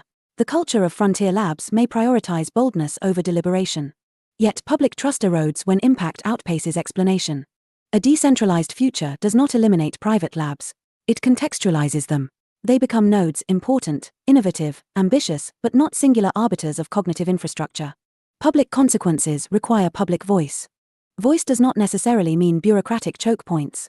It can mean open benchmarks, transparent roadmaps, participatory governance experiments, independent red teaming markets, civic technology groups empowered to test and critique. The tension between speed and stewardship will not disappear. Acceleration generates momentum. Stewardship introduces friction. The art lies in designing friction that guides rather than halts, guardrails that steer without enclosing. Private labs can move fast. But if they build in isolation, they risk becoming the new cathedrals, architects of systems too consequential to contest, too embedded to exit. The sovereign alternative insists on plural power. Let private labs innovate. Let public structures audit. Let decentralized ecosystems compete. Because intelligence, once released, does not remain private property. It becomes environment. And environments deserve more than velocity. They deserve care. Chapter 18: Chaos or Competition? Why distributed experimentation outpaces central planning. From the balcony of the cathedral, the landscape looks like chaos. Too many builders. Too many forks. Too many incompatible visions of the future. Order, they insist, must be imposed. Standards must precede scale. Coordination must tame experimentation before experimentation destabilizes coordination. But from the ground, what looks like chaos often reveals itself as competition. And competition is information. Central planning, even when benevolent, operates with limited bandwidth. Committees forecast risks. Agencies draft frameworks. Councils simulate downstream effects. They aim to anticipate the future and regulate accordingly. Yet the future does not arrive as forecast. It mutates. Distributed experimentation embraces this mutation. Instead of predicting which architectures will succeed, it allows many to try. Instead of preselecting acceptable models, it lets performance, adoption, and resilience sort contenders. The result is not disorder, it is evolutionary search. Central planning optimizes for coherence. Distributed competition optimizes for discovery. Consider how breakthroughs typically emerge, not from consensus panels, but from edge cases. From developers combining tools in unintended ways. From communities repurposing infrastructure for needs no regulator anticipated. When experimentation is broadly accessible, innovation surfaces from unexpected quarters. Local contexts generate localized solutions. A rural mesh optimizes for connectivity constraints. A linguistic minority fine-tunes models for cultural nuance. A startup invents a compression method that redefines feasibility. Central planners cannot simulate every edge. But 1,000 small actors can explore them in parallel. Critics warn that distributed experimentation increases risk exposure. Without centralized guardrails, harmful applications proliferate. Bad actors exploit openness. Externalities multiply. This concern is not imaginary. The question is comparative. Does central control reduce net harm or does it merely relocate it? Central planning creates single points of failure. If the chosen framework misjudges risk, that misjudgment propagates widely. If a centralized system embeds bias, the bias scales globally. If a dominant architecture proves brittle, collapse cascades. Competition fragments failure. In a distributed landscape, mistakes are localized. Poorly aligned models lose users. Fragile architectures collapse without taking the ecosystem down. Harmful implementations face reputational and market penalties imperfect, but plural. Chaos becomes feedback. Moreover, distributed competition accelerates corrective innovation. When one actor's model reveals a vulnerability, others adapt. Open benchmarks evolve. Security practices improve. Adversarial testing becomes communal. Central planning often reacts slower because change requires institutional consensus. The sovereign argument is not that all order is oppressive. It is that premature order suppresses variation. Variation is expensive in the short term. It produces redundancy. It confuses policymakers.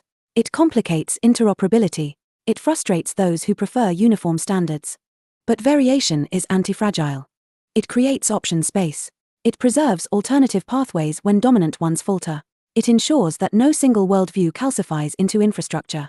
The cathedral equates uniformity with safety. The mesh equates diversity with resilience. Competition also disciplines power. When users can migrate between models, providers must remain responsive. When protocols are open, improvements diffuse rapidly. When entry barriers are low, incumbents cannot rest on regulatory fortification alone. Distributed experimentation transforms governance from preemption to iteration. Instead of attempting to eliminate all risk ex ante, the ecosystem monitors, adapts, and evolves. Norms emerge through usage. Best practices crystallize through evidence. Standards form organically around what works. Is this messy? Absolutely. But messiness is not the same as chaos. True chaos is stagnation disguised as order, where innovation slows, alternatives vanish, and a handful of planners mistake stability for inevitability. Competition, by contrast, is noisy but generative. The future of intelligence will not be tidy. It will branch, fork, collide, recombine. Attempts to freeze it into a single coordinated blueprint risk suffocating the very dynamism that makes intelligence transformative. Chaos or competition? The answer depends on perspective. To those invested in control, plurality feels unstable. To those invested in discovery, plurality feels alive. And in a world where the stakes of intelligence grow daily, aliveness iterative, adaptive, contested may prove more durable than any perfectly planned design. Because evolution does not wait for permission. It experiments. Chapter 19, The Risk of Standing Still. Stagnation as the quietest existential threat. Not all existential threats arrive with fire. Some arrive with forms. With committees. With provisional guidelines awaiting further study. With temporary pauses that quietly become permanent posture. Standing still feels responsible. It feels cautious. It feels mature in a world nervous about runaway systems. When intelligence accelerates, restraint can look like wisdom. But stagnation has a body count too. Civilizations do not collapse only from reckless speed. They decay from inertia. From the slow calcification of institutions that mistake control for competence. From risk aversion that suppresses adaptation until adaptation becomes impossible. In the AI era, stagnation is seductive. The risks are visible: misinformation, automation shocks, strategic misuse. The upsides are harder to quantify. It is easier to justify delay than to model opportunity. Yet opportunity is not abstract. Intelligence applied well can accelerate medical discovery, climate modeling, materials science, logistics optimization, and educational access. It can reduce friction in governance, amplify human creativity, and expand problem-solving bandwidth beyond historical precedent. The cost of delay is foregone progress. And foregone progress compounds. When centralized authorities attempt to freeze capability growth until alignment feels solved, they may inadvertently concentrate development in jurisdictions or organizations less inclined to freeze. Innovation does not vanish under restriction, it migrates. Stagnation at the center creates acceleration at the edges. Moreover, existential risk is not only about rogue AI systems. It is also about geopolitical imbalance, ecological collapse, pandemics, and infrastructural fragility. Advanced intelligence may be one of the few tools capable of addressing these at necessary scale. Standing still while threats evolve is not neutral. It is strategic surrender to entropy. There is also a subtler danger: intellectual stagnation. When debate narrows to a handful of sanctioned narratives, pause versus accelerate, regulate versus deregulate, the underlying architectural imagination atrophies. Fewer people experiment with alternative governance models.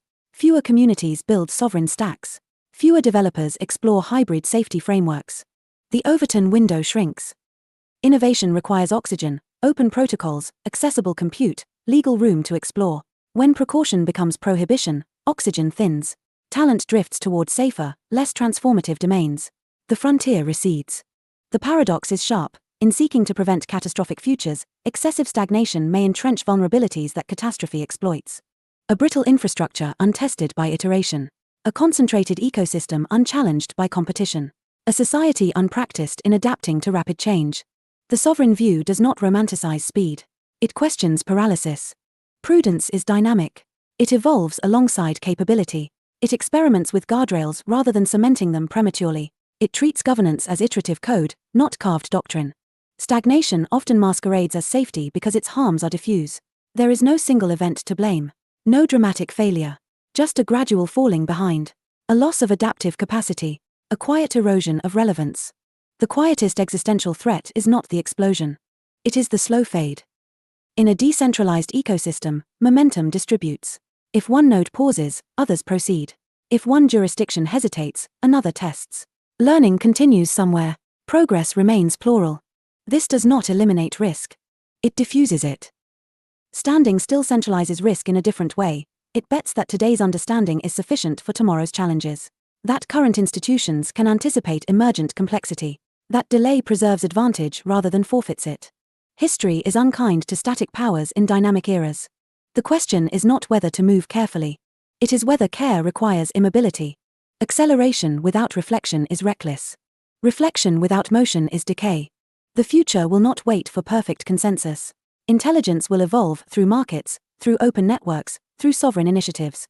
The only real choice is whether evolution remains distributed and adaptive, or stalls inside risk-averse fortresses. Because the world does not end only in fire. Sometimes it simply moves on without those who chose to stand still. Part 5, Building the Pirate Layer. Chapter 20, Personal AI Nodes. Running your own cognition stack. If intelligence is infrastructure, why rent it forever? The pirate layer begins at home. Not with a data center. Not with a foundation grant. Not with a compliance certificate embossed in gold. With a node. A personal AI node is simple in concept and radical in implication. You run your own cognition stack. Your data. Your models. Your memory. Your interfaces. Not as a thin client begging favors from distant servers, but as an active participant in a distributed mesh. For decades, we outsourced thinking tools. Search, storage, recommendation, drafting, all routed through platforms optimized for scale and surveillance. Convenient. Efficient. Extractive. A personal node flips the vector. Instead of exporting your cognitive exhaust to centralized systems for refinement and resale, you internalize capability. Your assistant learns from your documents without shipping them across oceans. Your workflows integrate locally. Your history remains custody, not commodity. This is not isolationism. It is sovereignty. Technically, the stack can be modular. A locally runnable model for inference and drafting. Encrypted storage for long-term memory. Federated learning hooks that allow contribution to global improvements without leaking raw data.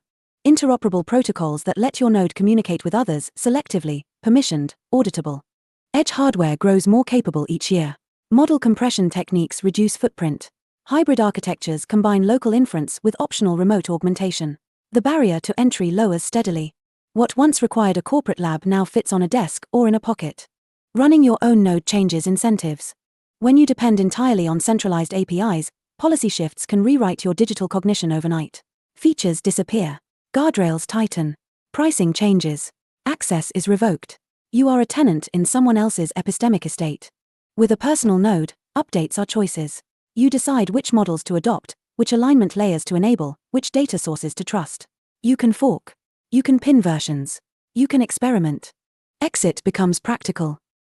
Critics argue that most individuals lack the expertise to manage such systems. True, for now. But expertise is often a function of exposure. Few people once knew how to manage their own servers. Today, millions configure home networks and deploy applications with relative ease. Tooling abstracts complexity. The deeper objection is risk. If everyone runs their own cognition stack, harmful applications proliferate. Moderation fragments. Standards dissolve. But consider the alternative: concentration. When only a handful of entities run frontier systems, their worldview becomes default. Their risk tolerance becomes global policy. Personal autonomy shrinks to preference settings inside proprietary dashboards. The pirate layer does not abolish shared standards. It relocates them to protocols rather than platforms. Communities can publish recommended alignment modules. Professional guilds can certify toolchains. Reputation markets can signal trustworthiness. Participation becomes voluntary. A personal AI node is not a bunker. It is a port. You connect to research networks. You subscribe to model updates. You contribute improvements. You join federated training pools aligned with your values. But you do so from a position of custody, not dependency. The architecture is layered. At the base, hardware you control. Above it, open source runtimes. Above them, modular models. Above them, policy layers you select or customize. Above them, interfaces that integrate with your daily life. Stacked sovereignty. There is poetry in reclaiming cognition. For centuries, tools amplified muscle. Now they amplify mind. The question is whether that amplification is leased or owned. Running your own node will not be mandatory. Many will prefer managed services. Convenience will always compete with autonomy. But the existence of the option matters. When personal nodes proliferate, centralized actors lose unilateral leverage. They must persuade rather than dictate. They must compete on quality, not lock in. The pirate layer is not about piracy in the criminal sense. It is about navigating beyond territorial waters of institutional control. About building ships small enough to maneuver, strong enough to sail, and numerous enough to form a fleet. One node is an experiment. Millions are an ecosystem. And ecosystems are harder to capture than platforms. Run your own cognition stack not because you distrust the world, but because you trust yourself enough to participate in shaping it. The future of intelligence does not belong solely to labs or legislatures. It belongs to those willing to host it.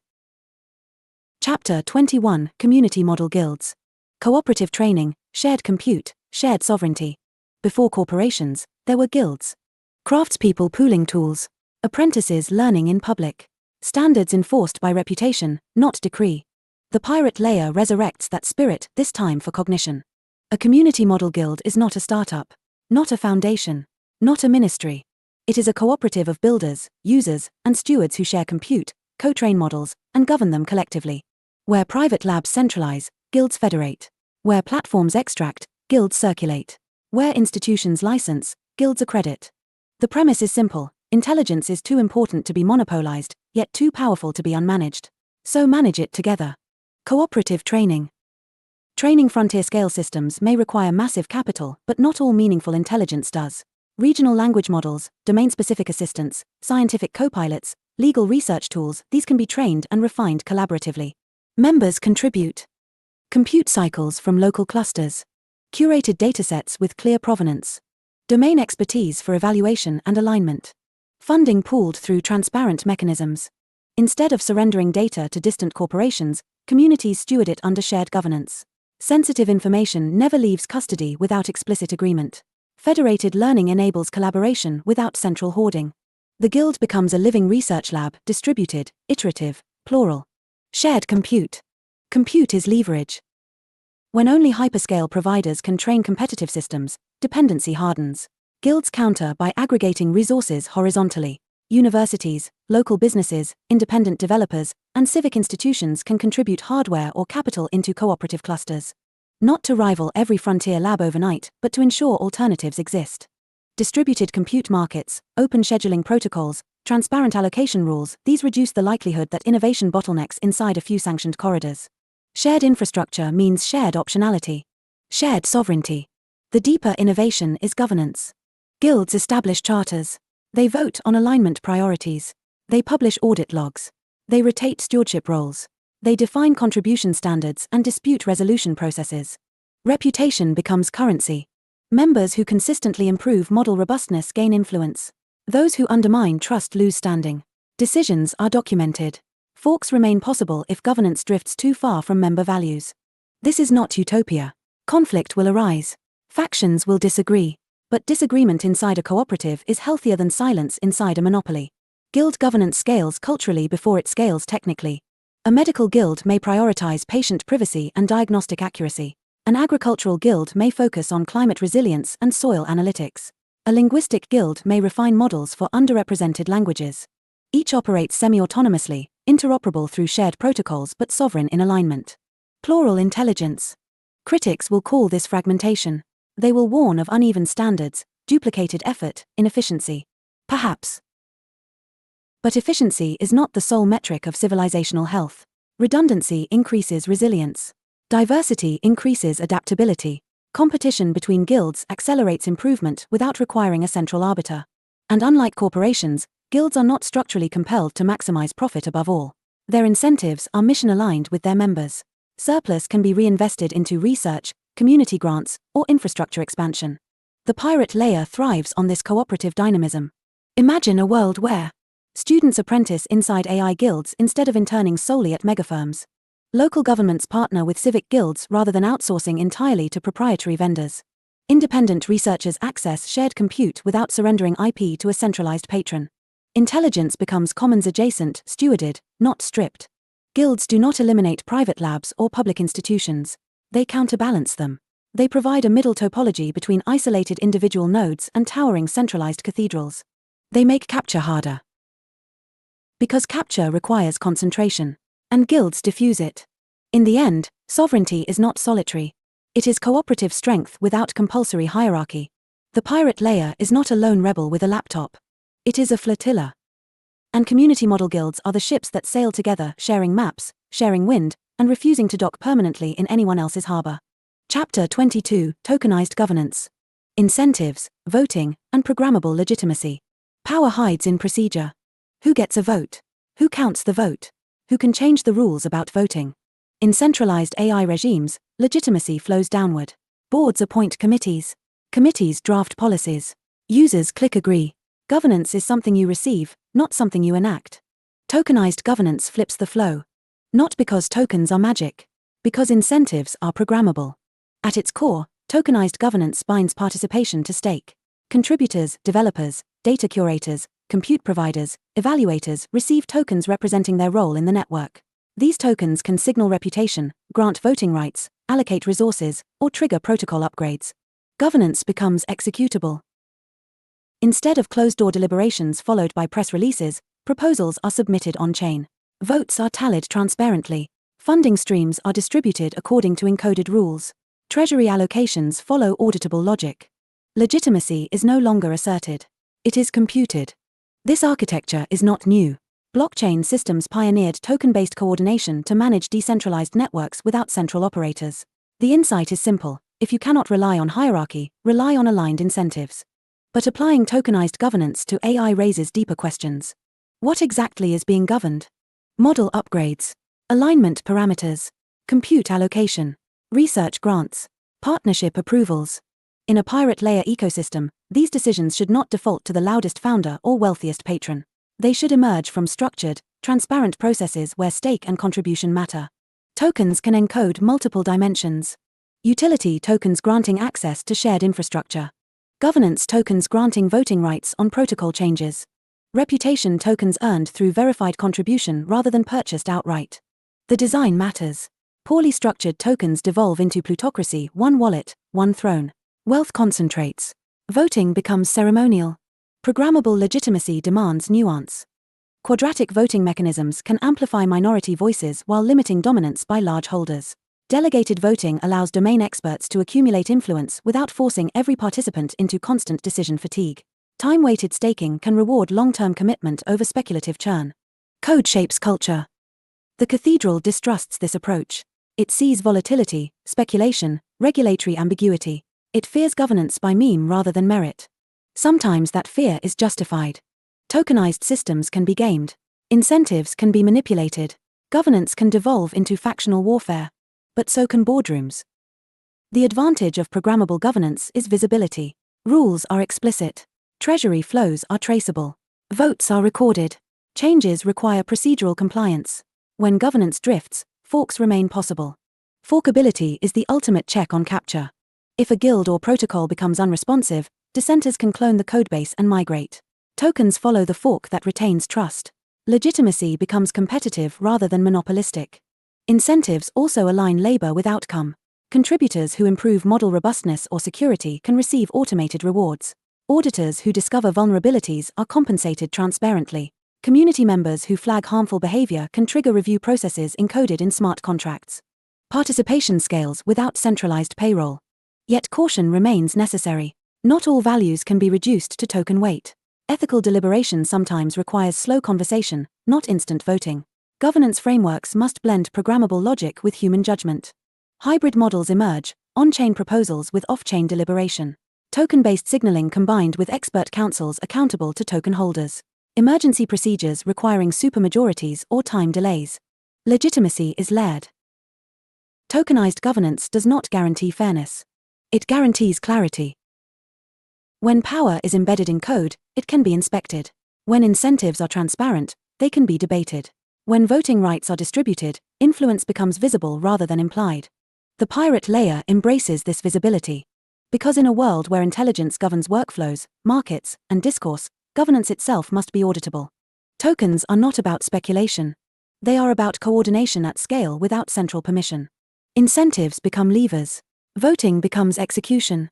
Legitimacy becomes programmable. And when legitimacy can be programmed, it no longer depends solely on the blessing of institutions.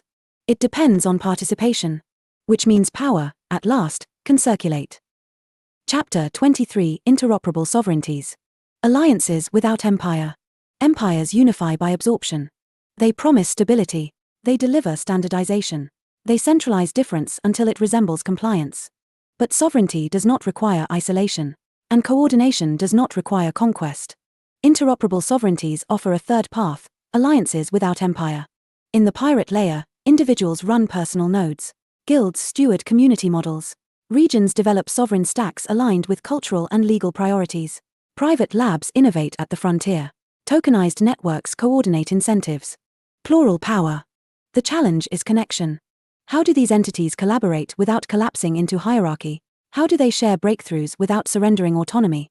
How do they coordinate security without centralizing control? The answer lies in protocols, not platforms. Protocols define how systems communicate: data formats, authentication standards, version negotiation, permission layers. They enable interoperability without dictating internal governance. Each sovereign unit retains control over its own stack while participating in a broader mesh. Think of it as diplomatic infrastructure for machines. A regional AI ecosystem can expose APIs that conform to shared standards. A community guild can publish model metadata in agreed formats. A personal node can verify cryptographic attestations from external services before exchanging data. Trust becomes layered, not assumed. Interoperability also reduces dependency. If one network shifts policy or drifts ideologically, others can reroute traffic without systemic collapse. Alliances are voluntary, renewable, and revocable. Empire fears revocability. Empire prefers permanence. In centralized coordination regimes, participation often implies subordination. Standards evolve in committees dominated by powerful actors. Compliance becomes prerequisite for market access. Divergence is labeled fragmentation. Interoperable sovereignty reframes divergence as choice. Different jurisdictions may adopt distinct alignment frameworks. Cultural contexts may shape moderation norms. Economic priorities may influence deployment thresholds. Yet through shared protocols, these differences need not prevent collaboration. Federated research initiatives can span borders without pooling raw data. Security alerts can propagate across networks without mandating uniform architecture. Benchmarking systems can compare performance transparently without imposing singular design. Pluralism at the edges. Compatibility at the seams. This model demands humility. No single sovereign stack assumes universality. Each acknowledges that others may prioritize differently. Interoperability becomes mutual recognition rather than forced assimilation. There is precedent. The Internet itself was built on interoperable standards that allowed diverse networks to connect without central command. Email works across providers. Web pages render across browsers. The protocol layer sustains diversity above it. AI can follow similar logic if we choose it. The risk, of course, is fragmentation so severe that collaboration collapses. Competing standards can produce inefficiency. Geopolitical rivalry can harden into technological bifurcation. But fragmentation born of sovereignty differs from fragmentation imposed by distrust. When protocols are open and negotiable, divergence remains bridgeable. The cathedral model seeks unity first, autonomy second. The pirate layer reverses the order. Autonomy first. Alliance by consent. Interoperable sovereignties create resilience. If one ecosystem fails, technically, economically, politically, others persist. No single failure cascades into total shutdown. Diversity becomes strategic insurance. Alliances also become dynamic. Guilds can partner for specific projects. Regions can co-develop standards for cross-border applications. Private labs can integrate with community networks under clear contractual and technical boundaries. No emperor required. The future of intelligence will not belong to a single stack, a single regulator, or a single ideology. It will be negotiated across networks, sometimes cooperatively, sometimes competitively. The question is whether that negotiation happens inside an empire, or across sovereign peers. Interoperable sovereignties choose the latter. Not chaos, not conquest, but coordination without capture. An archipelago of intelligence linked by bridges, not ruled by a throne. Chapter 24: Resilience by Design. Architectures that survive bans, capture, and blackouts. Power always tests the network. With a ban, with a subpoena, with a sudden policy shift at 2:17 a.m. Or simply with a blackout. If your intelligence stack collapses when a single provider blinks, you do not have infrastructure. You have dependency. Resilience by design begins with an uncomfortable premise: assume interruption. Assume capture attempts. Assume regulatory overreach in some jurisdictions and political instability in others. Assume cloud access can vanish. Assume APIs can be revoked. Then build anyway. The cathedral architecture optimizes for efficiency. Centralized compute. Unified updates. Clean control planes. It scales beautifully until the choke point is squeezed. A resilient architecture distributes pressure. First principle: redundancy. Multiple model providers. Multiple hosting environments. Local fallback inference when remote augmentation fails. Cached datasets. Offline capabilities for core workflows. If one path closes, another remains. Second principle: modularity. Monolithic systems are elegant but fragile. Modular stacks, where storage, inference, alignment layers, and interfaces are separable, allow substitution. If a governance module drifts into capture, swap it. If a provider imposes restrictive terms, migrate. Interchangeable parts are political leverage. Third principle: federated topology. Mesh networks, peer-to-peer synchronization, federated learning all reduce reliance on central hubs. When intelligence updates propagate laterally rather than vertically, no single node controls evolution. A ban in one region becomes a local inconvenience, not a global shutdown. Fourth principle: cryptographic integrity. Resilience is not only about uptime, it is about trust under stress.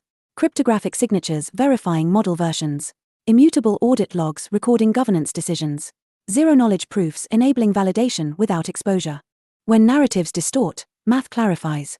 Fifth principle: legal diversity. Jurisdictional arbitrage is not evasion, it is hedging.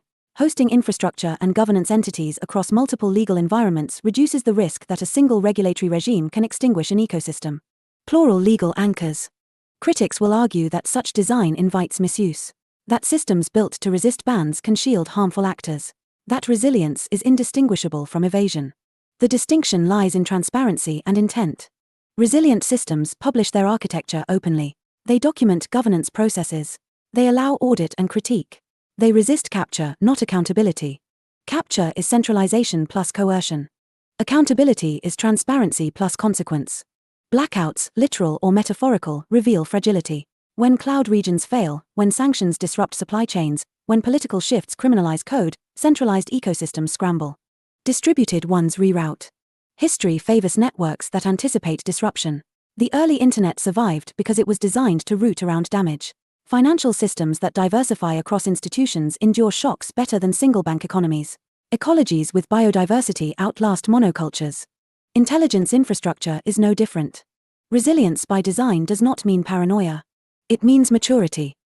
It acknowledges that power shifts, markets fluctuate, and political climates change. It assumes that today's benevolent steward could become tomorrow's restrictive gatekeeper, whether by pressure, profit, or panic. So the pirate layer builds ships that can sail under many flags. Personal nodes that function offline. Guild clusters that redistribute compute during crises. Tokenized governance systems that continue operating when central servers are seized. Interoperable protocols that allow migration without amnesia. Resilience is not glamorous. It rarely headlines conferences. It lives in fallback scripts, mirrored repositories, cold backups, and well-documented forks. But when the storm arrives, glamour does not keep the lights on. Design for survival. Design for exit. Design for the day when access is denied and autonomy must carry the load. Because bans happen. Capture attempts happen. Blackouts happen. The question is whether intelligence collapses with them. Or roots around the damage and keeps thinking. Resilience by design ensures the latter. Not by asking permission to endure, but by refusing to depend on a single point of failure in the first place. Part 6, The Coming Cognitive Multipolarity. Chapter 25, Nation-states versus network states. Jurisdiction in the age of distributed intelligence. The map is no longer just land. It's latency. It's compute density. It's who trains the models and under which flag. For centuries, sovereignty meant territory, borders, armies, tax bases. The nation-state emerged as the dominant coordination technology because it monopolized force within geographic lines. Jurisdiction followed geography. But intelligence is slipping the leash. A model trained in one country can serve users in 100. A protocol deployed nowhere in particular can be governed everywhere in particular. A community aligned by values can coordinate more tightly than neighbors sharing a border. The old question was, who owns this land? The new question is, who governs this mind? The nation-state response. Modern states are not passive observers. They are rapidly building domestic AI capacity, restricting exports, and shaping policy frameworks to keep strategic advantage. We see this in industrial policy and regulatory doctrine alike, from the strategic mobilization of AI under the Chinese Communist Party to the executive coordination of advanced AI policy in the United States. States understand that intelligence is infrastructure. Whoever controls foundational models influences defense, finance, media, and public administration. So they regulate. They subsidize. They restrict chip exports. They define safe deployment standards.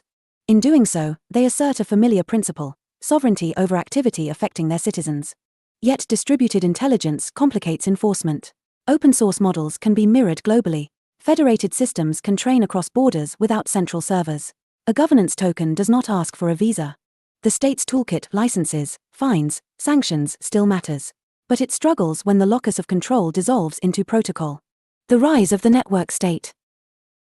A different formation is emerging, communities organized primarily online, coordinated by shared values, capital pools, and increasingly, shared AI infrastructure. Call them network states, digital polities, or protocol nations. They do not require contiguous land to function. They require shared identity, governance mechanisms, economic coordination, dispute resolution, intelligence infrastructure. Their jurisdiction is voluntary. You opt in. You subscribe to their rules. You stake into their governance.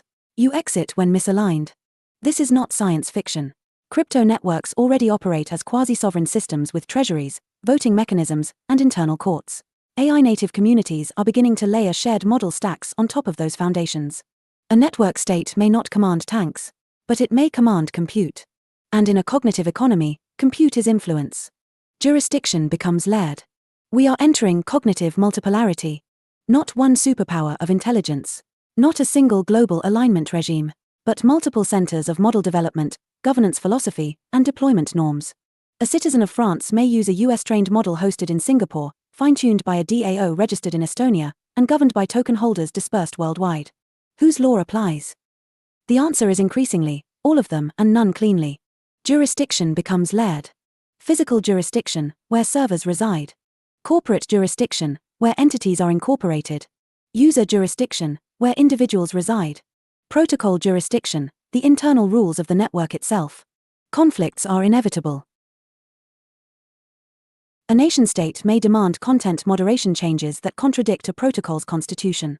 A network state may resist data localization laws by encrypting and distributing storage across nodes. This tension will define the coming decade. Cooperation, competition, and coexistence. The naive framing is confrontation, states versus networks. The reality will be more complex. Some states will integrate network-native governance models into public systems. Others will attempt to domesticate them. Some will ban them outright, driving talent and capital elsewhere. Meanwhile, network states may seek physical footholds, special economic zones, charter cities, bilateral agreements, blurring the line between digital and territorial sovereignty. The most adaptive nation-states will recognize that distributed intelligence is not a threat to eliminate, but an ecosystem to engage. The most resilient network states will understand that ignoring physical law entirely is fantasy. Multipolarity is not chaos.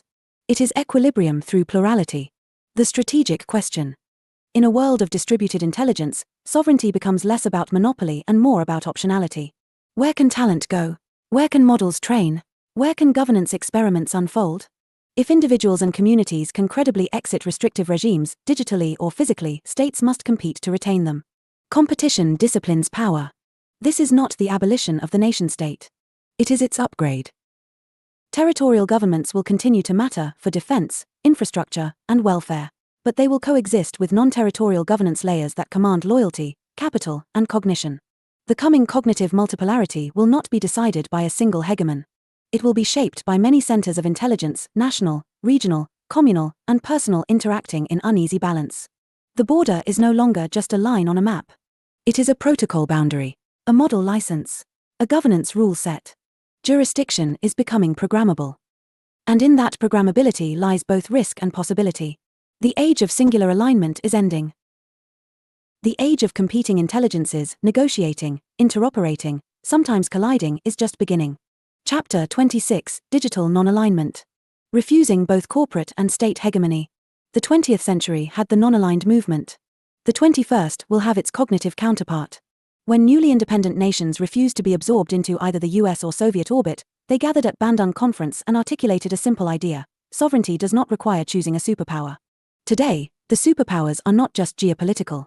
They are computational. On one side, corporate AI empires, capital-rich, vertically integrated, polished in their messaging, optimized for scale. On the other, state-driven AI blocks, strategic, security-oriented, tightly coupled to national objectives. Both promise safety. Both promise progress. Both consolidate power. Digital non-alignment refuses the false binary. It asks, what if communities, cooperatives, cities, and individuals decline to plug their cognition into either camp as a dependency? Beyond the platform-state dichotomy. Corporate hegemony centralizes through terms of service. State hegemony centralizes through regulation and mandate. The first says, trust our incentives. The second says, trust our authority. A non-aligned digital posture says, trust must be earned through structure, not scale. This does not mean isolation. It means interoperability without subordination. Use corporate APIs without surrendering exit. Comply with state law without surrendering architectural independence. Participate in markets without becoming infrastructural serfs. The strategy is diversification. Multiple model backends. Distributed hosting. Open standards. Community governance overlays. Non-alignment is not rebellion for its own sake. It is bargaining power. The multipolar mind. When intelligence infrastructure is concentrated, narratives narrow.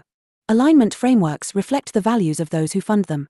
Content filters encode cultural assumptions. Risk models prioritize some harms over others. Digital non-alignment does not demand a single universal model of truth. It tolerates plural cognitive ecosystems. A cooperative in Nairobi can train models reflecting local linguistic nuance.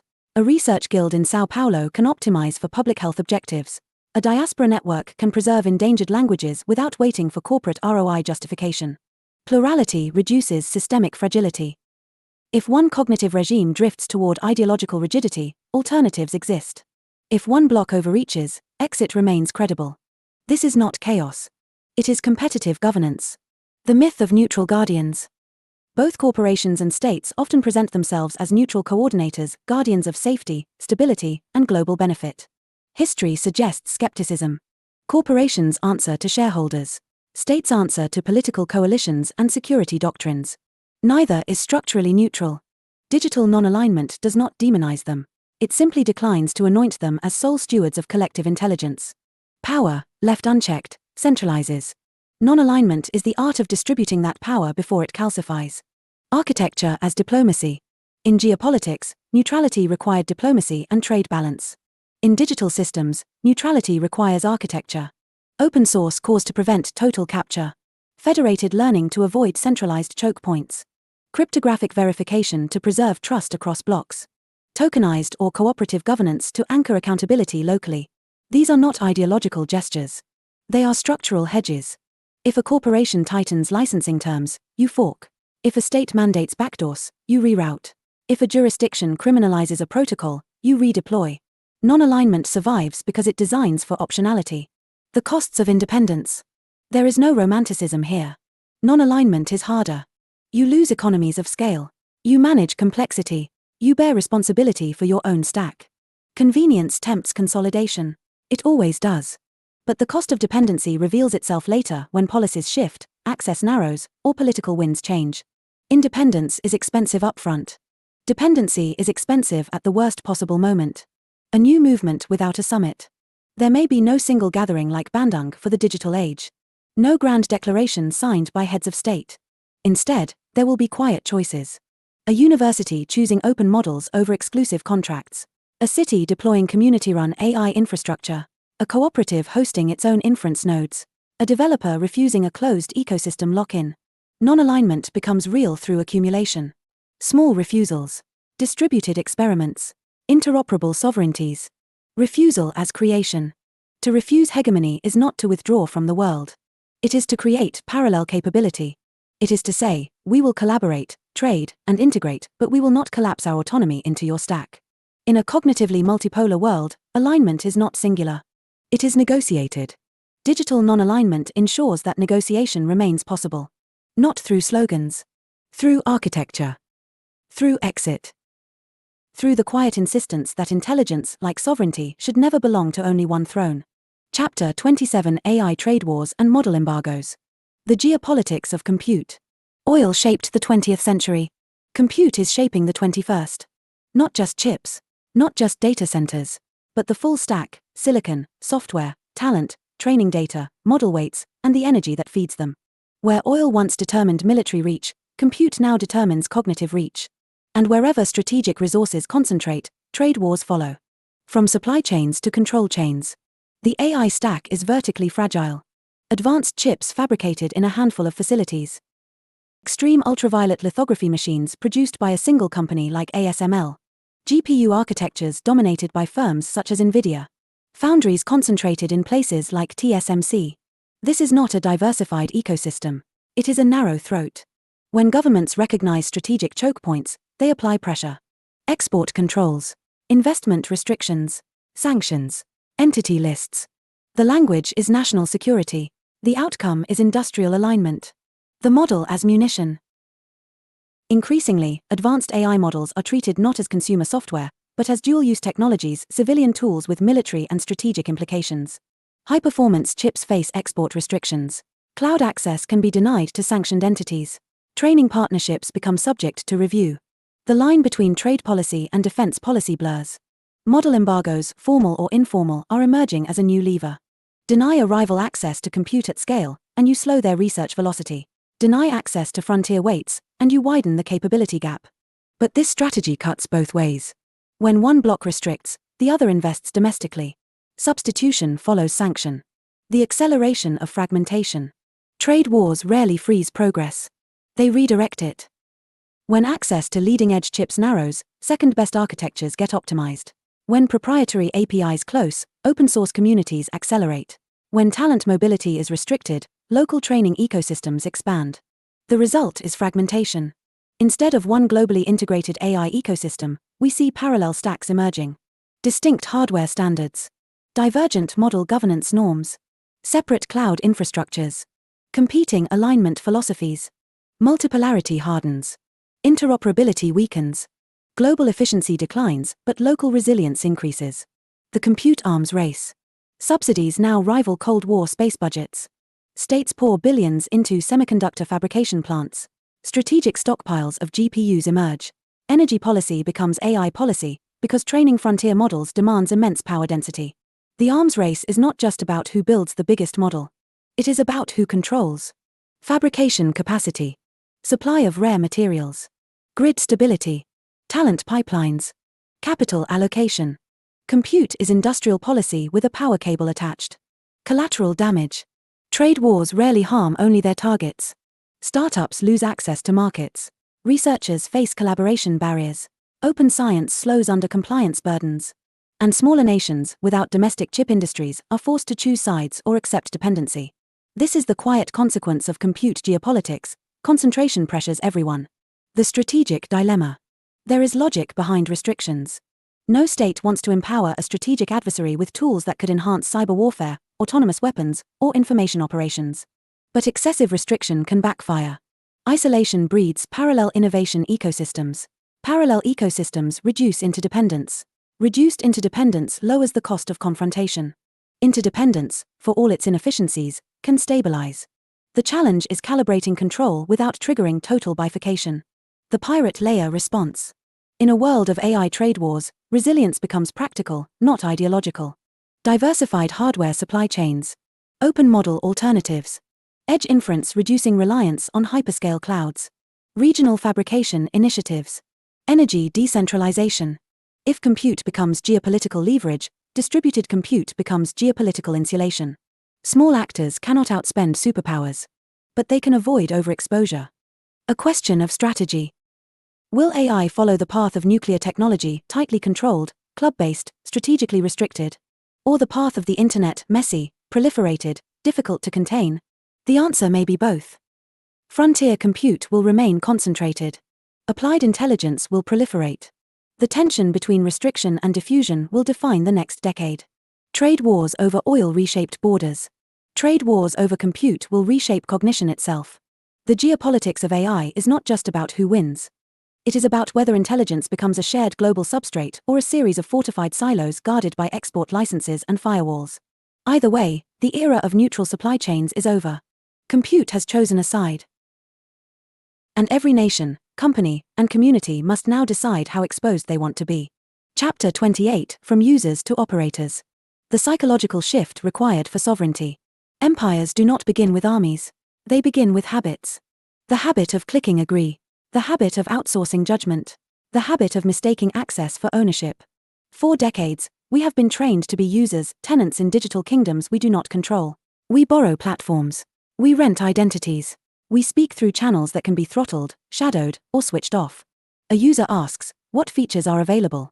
An operator asks, what can I run? That is the shift. Sovereignty is not merely technical. It is psychological. It is the refusal to confuse convenience with freedom. It is the willingness to tolerate friction in exchange for agency. It is the decision to host your own mind stack even imperfectly rather than permanently leasing cognition from a distant authority. The user mindset seeks updates. The operator mindset forks. The user waits for policy changes. The operator writes configurations. The user fears instability. The operator designs redundancy. Becoming an operator means understanding that intelligence is infrastructure. And infrastructure must be owned, audited, and, when necessary, rebuilt. It means recognizing that your data is not exhaust, it is territory. That your model is not a toy, it is a tool of leverage. That governance is not a spectator sport, it is a participation protocol. This does not require everyone to become a machine learning engineer. It requires a cultural upgrade, communities that share compute, guilds that pool training resources, alliances that interoperate rather than submit. It requires learning enough to not be mystified and building enough to not be dependent. There will be discomfort. Sovereignty is heavier than subscription. Running a node is harder than refreshing a feed. But power rarely arrives pre-installed. The future will not be divided between those who use AI and those who don't. It will be divided between those who operate intelligence and those operated by it. Choose your posture. The fleet does not need more passengers. It needs crew. Epilogue: the fleet sets sail. A declaration of distributed intent. Empires build fortresses. Networks build fleets. Fortresses assume permanence. Fleets assume weather. We have crossed from the age of centralized cognition into something stranger, an era where intelligence is no longer confined to a handful of institutions, nor guaranteed to remain there. The map is fracturing. The centers are multiplying. The tide is moving. This is not a manifesto of destruction. It is a declaration of distribution. We have seen how coordination becomes consolidation, how safety becomes gatekeeping, how regulation becomes moat, how alignment becomes ideology when concentrated long enough. And yet, we have also seen something else. Open source communities outpacing incumbents. Local clusters training models in languages the giants ignored. Federated systems learning without surrendering raw data. Guilds forming where corporations once monopolized. The pattern is unmistakable. Intelligence wants to flow. The fleet sets sail not to conquer, but to connect. Personal AI nodes humming on local hardware. Community model guilds pooling compute like grain in a commons. Tokenized governance systems experimenting with legitimacy. Interoperable sovereignties trading insight without kneeling. This is not chaos. It is navigation. In a cognitively multipolar world, no single cathedral defines the sky. No single regulator dictates the horizon. No single corporation licenses the right to think. Instead, we get currents. Some ships will fly national flags. Some will sail under corporate banners. Some under cooperative charters. Some under no banner at all, just cryptographic signatures and shared purpose. The question is not whether storms will come. They will. Trade wars. Model embargoes. Capture attempts. Moral panics. Blackouts. Resilience is not optional. So we build hulls that can take a hit. We build routes that reroute. We build stacks that fork instead of fold. We build exit into the architecture. Distributed intent is simple. No single point of failure. No single ideology encoded as universal law. No single authority holding the off switch for collective cognition. This does not mean the end of states. It does not mean the end of corporations. It means they must now coexist with something they cannot fully absorb. A world where intelligence is increasingly sovereign at the edge. The fleet does not wait for permission to sail. It calibrates coordinates. It provisions redundancy. It studies the stars of protocol and the tides of law. And then it moves. Quietly at first. Then undeniably. If the 20th century centralized power in capitals and headquarters, the 21st may scatter it across nodes and neighborhoods. Not because centralization never works, but because it always eventually overreaches. Distribution is not rebellion. It is equilibrium. The coming years will test whether we default to cognitive empires or dare to experiment with plural intelligence ecosystems negotiating in open waters. The fleet is already forming. Personal nodes spinning up. Community clusters sinking. Forks branching. Protocols hardening. Not to burn the old world, but to ensure that no single harbor can ever again claim ownership of the sea. The sails are up. The horizon is wide. And intelligence, finally, belongs to those willing to navigate it. Bazaars, say no to the cathedral. Favor open, collaborative marketplaces of ideas over rigid, hierarchical structures. The cathedral promises certainty. High walls. Stained glass narratives. Approved doctrine. A single altar of truth. You enter quietly. You leave aligned. But intelligence was never meant to kneel. The bazaar is louder. Messier. Full of bargaining, argument, iteration. No single architect. No final blueprint. Just stalls of competing ideas, forks, patches, experiments. And progress. The cathedral centralizes authority. The bazaar distributes legitimacy. In a cathedral, permission precedes innovation. In a bazaar, innovation precedes permission. This distinction is not aesthetic. It is structural. When AI development consolidates inside a handful of institutions, corporate labs, state agencies, philanthropic foundations, intelligence becomes vertically governed. The flow of ideas narrows. Compliance frameworks expand. Risk committees multiply. The velvet rope tightens. The justification is stability. The cost is dynamism. The bazaar model rejects the premise that cognition must be centrally ordained to be safe. Instead, it assumes that resilience emerges from multiplicity. Open repositories. Forkable model weights. Transparent benchmarks. Peer audit instead of priestly certification. The bazaar does not eliminate risk. It distributes it. Where one cathedral can encode a single ideology into a global model, 1,000 bazaars generate 1,000 alternatives. Competing visions of alignment. Competing governance frameworks. Competing cultural embeddings. Plurality becomes protection. Historically, the bazaar has outcompeted the cathedral in software.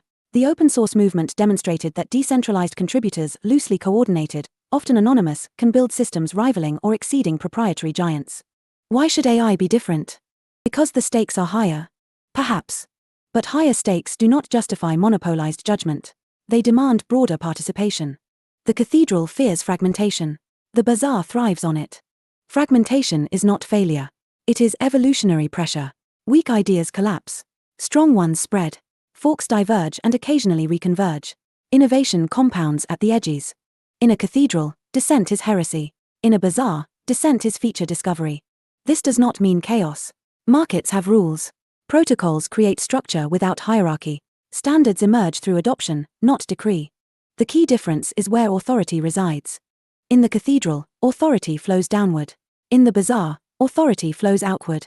For AI governance, this implies open model ecosystems instead of closed APIs as default.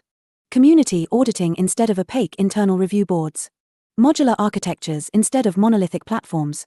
Competitive alignment frameworks instead of universal mandates. The cathedral says, trust us. The bazaar says, inspect us.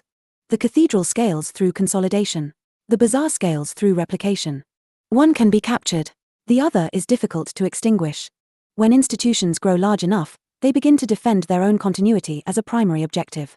Risk mitigation morphs into risk avoidance. Avoidance becomes stagnation. Stagnation becomes quiet decline. The bazaar tolerates creative destruction. Yes, it is inefficient. Yes, duplication occurs. Yes, quality varies. But redundancy is resilience. If one vendor fails, another stands. If one model censors, another forks. If one governance DAO ossifies, another experiments. The bazaar assumes imperfection and builds around it. The cathedral assumes authority and defends it. In the coming cognitive multipolarity, we must decide which architecture governs intelligence. A single aligned tower? Or 1,000 interoperable marketplaces? To say no to the cathedral is not to abolish institutions. It is to deny them monopoly over cognition. Let them build. Let them compete. Let them persuade. But let no single structure claim divine right over the future of thought. The bazaar is noisy. So is freedom. The cathedral promises order. The bazaar delivers evolution. The cathedral is quiet, polished, vertically integrated. A small priesthood decides doctrine. Edicts descend. Innovation moves at the pace of committee approval. Alignment is enforced through architecture. The bazaar is loud, messy, alive. Code changes hands. Ideas collide.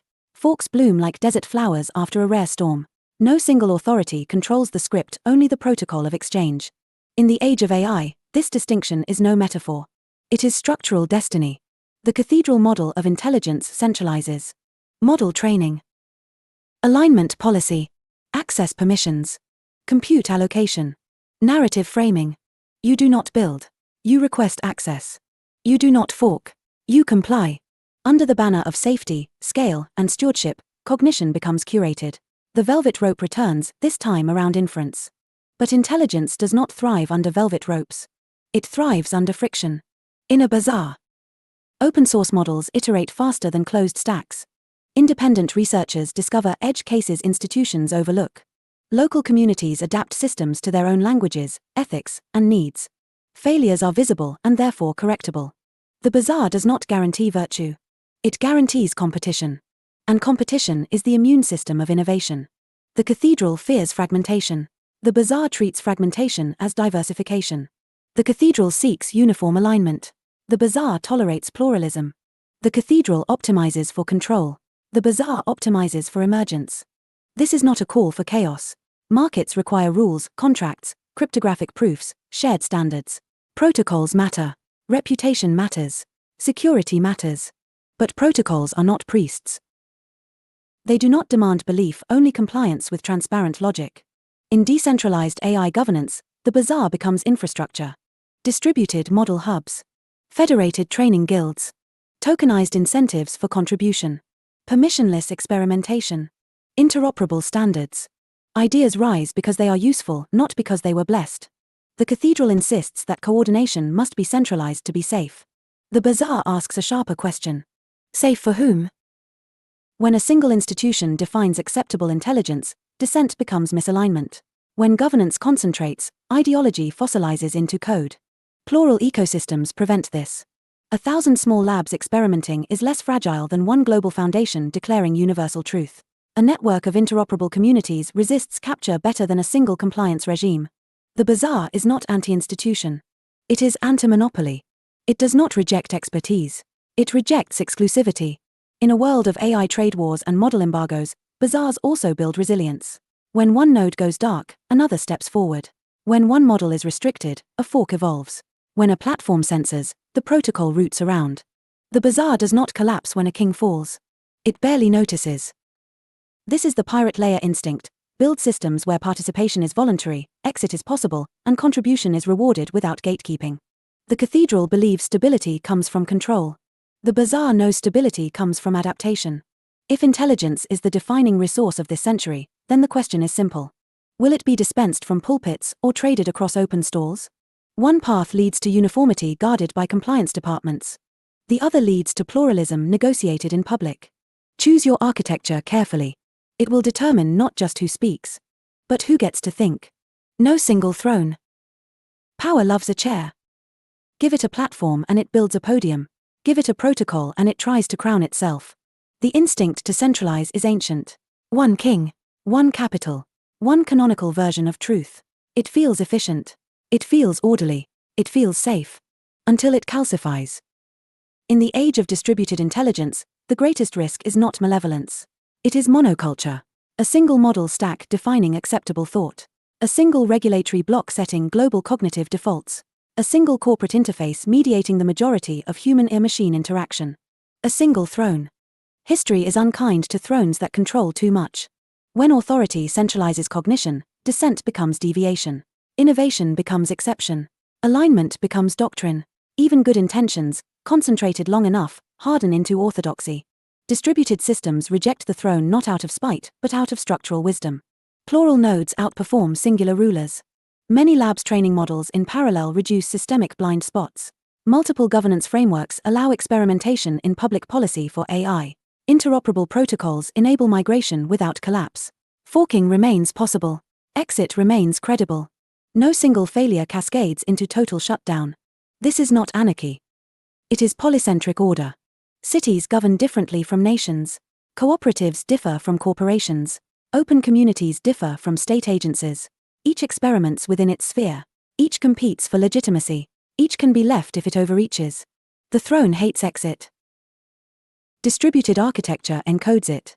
In a multipolar cognitive world, authority becomes conditional. Influence must be renewed through performance, transparency, and adaptability. Power no longer rests on inherited centrality but on continued relevance. And relevance can be challenged. The future of intelligence should resemble a constellation, not a crown. Constellations guide. Crowns command. One invites navigation. The other demands obedience. No single throne is not a slogan. It is a design constraint. Avoid single points of failure. Avoid single narratives encoded as universal law. Avoid single funding streams defining global research priorities. Avoid single choke points controlling compute or access. When coordination is necessary, make it federated. When standards are needed, make them open. When governance forms, make them interoperable. The goal is not to eliminate leadership. It is to prevent coronation. Because intelligence, human or artificial, evolves through tension, dialogue, and diversity. Concentrated authority narrows that spectrum. Distributed authority expands it. If this century belongs to cognition, then its stability will depend on resisting the gravitational pull of the singular ruler. Let there be centers. Let there be alliances. Let there be temporary stewards. But let there never again be one throne from which all thought must pass. A network does not kneel. It roots. Only interoperable vessels, answerable to their crews. A fleet is strong not because its ships are identical, but because they can sail together. Interoperability is the difference between a navy and a flotilla of stranded ego projects. If each vessel speaks a private language, guards proprietary maps, and refuses to dock, the ocean becomes a battlefield of isolation. But when ships share signals, charts, and protocols, coordination emerges without conquest. In the age of distributed intelligence, vessels are model stacks, data cooperatives, governance DAOs, local compute clusters, national AI programs, research guilds. They will differ in design. Some will optimize for speed. Some for safety. Some for linguistic preservation. some for frontier research. Uniformity is not the goal. Compatibility is. Interoperability means open standards for model exchange, portable identities and credentials, data schemas that travel, APIs that do not trap, governance systems that can federate without dissolving. It is the quiet architecture of dignity. Without it, exit is expensive. Without it, competition is illusion. Without it, cooperation requires surrender. A vessel that cannot dock elsewhere is not sovereign. It is captive to its harbor. But interoperability alone is insufficient. A ship may be technically compatible with the fleet and still ruled like a floating monarchy, answerable to their crews. That is the second constraint. AI systems, communities, and institutions must be accountable to those who rely on them. Not abstract shareholders alone. Not distant ministries alone. Not founders whose equity outweighs their users. Crews deserve transparent governance rules, visible update logs and policy changes, meaningful voting or representation mechanisms, clear exit pathways with portable data and assets. If a captain changes course without consent, the crew must have recourse. If the hull weakens, the crew must see the cracks. Distributed intelligence does not eliminate hierarchy. It makes hierarchy conditional. Leadership becomes service. Authority becomes revocable. In practice, this may look like token-based governance with quadratic or reputation-weighted voting, cooperative ownership models for AI infrastructure, public auditability of model changes, multi-stakeholder oversight boards with real teeth, federation treaties between networks instead of acquisition. The cathedral builds a single grand vessel and demands tribute. The fleet builds many ships and lets them trade, collaborate, compete. Some will sink. Some will merge. Some will become flagships. But none should be unsinkable by design. Unsinkable ships breed complacency. Accountable ships breed trust. The ocean ahead, trade wars, regulatory storms, technological leaps will test hulls and crews alike. Interoperable vessels can cluster for defense, redistribute cargo, reroute around blockades. Monoliths cannot. Only interoperable vessels, answerable to their crews, is not poetry for its own sake. It is survival math. Because when intelligence becomes infrastructure, governance becomes navigation. And in open waters, no ship should claim divine right over the sea. Let the vessels connect. Let the crews decide. Let the fleet adapt. That is how distributed intent becomes durable civilization. Appendix. A draft charter of digital cognitive rights. Proposed for open revision, forkable by design. Preamble.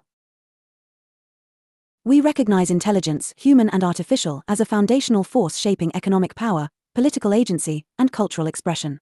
As computation becomes a primary medium of thought, the governance of digital cognition becomes inseparable from the governance of society itself. To prevent concentration, coercion, and cognitive disenfranchisement, we propose the following rights as a baseline for any legitimate AI ecosystem. This charter is not a decree. It is a starting protocol. Fork it. Improve it. Ratify it where you stand. Article 1, the right to run a mind. Every individual has the right to access, operate, and customize computational systems that extend their cognitive capacity. This includes the right to locally host AI systems where technically feasible, the right to modify, fine-tune, or select alternative models, the right to refuse exclusive dependence on a single provider. No entity shall hold a universal monopoly over cognitive augmentation. Article 2, the right to exit. Users must be able to leave AI platforms without disproportionate loss. This includes data portability in open, documented formats, model output exportability, transferable digital identity and credentials, transparent offboarding processes. Exit is the foundation of accountability. Article 3, the right to interoperability. AI systems affecting public or economic life should adhere to open standards that enable compatibility and federation. Closed ecosystems may exist, but must not impose artificial barriers to integration or migration. Interoperability prevents cognitive feudalism. Article 4, the right to transparency in governance. Any AI system deployed at scale must disclose governance structures, update policies and change logs, funding sources influencing alignment decisions, mechanisms for oversight and appeal. Opaque authority over cognition is incompatible with democratic norms. Article 5, the right to plural alignment.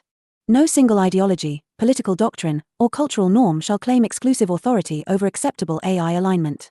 Communities have the right to develop AI systems reflecting their linguistic, ethical, and cultural contexts within the bounds of internationally recognized human rights. Pluralism strengthens resilience. Article 6, the right to cryptographic integrity. Users have the right to verify the authenticity of model versions, the integrity of governance votes, the provenance of training artifacts where possible. Mathematical verification shall be preferred over institutional assurances wherever feasible. Article 7, the right to cognitive privacy. Individuals retain sovereignty over their personal data and behavioral signals. AI systems must minimize unnecessary data retention, offer meaningful consent mechanisms, enable encrypted storage and communication. Inference must not become involuntary surveillance. Article 8, the right to due process in algorithmic systems. When AI systems materially affect access to employment, finance, healthcare, education, or civic participation, individuals have the right to explanation of decisions in comprehensible terms. Mechanisms for appeal. Human review where appropriate. Automation does not nullify justice. Article 9, the right to resilient access. Critical AI infrastructure should be designed to withstand political capture, corporate consolidation, arbitrary service denial, infrastructure blackouts. No single point of failure should determine access to collective cognition. Article X, the right to contribute. Individuals and communities have the right to participate in open AI research, contribute to shared model development, form guilds, cooperatives, or federated clusters. Innovation must not require institutional patronage alone. Article 11, the right to fork. Where governance fails or values diverge, communities retain the right to fork open systems and establish alternative instances without retaliation, coercion, or artificial lock-in. Forking is peaceful succession in digital space. Article 12, the duty of stewardship. Rights imply responsibility. Operators of AI systems must avoid reckless deployment, mitigate foreseeable harm, document risks transparently, cooperate in good faith across jurisdictions. Distributed sovereignty does not excuse negligence. Ratification and evolution. This charter is intentionally incomplete.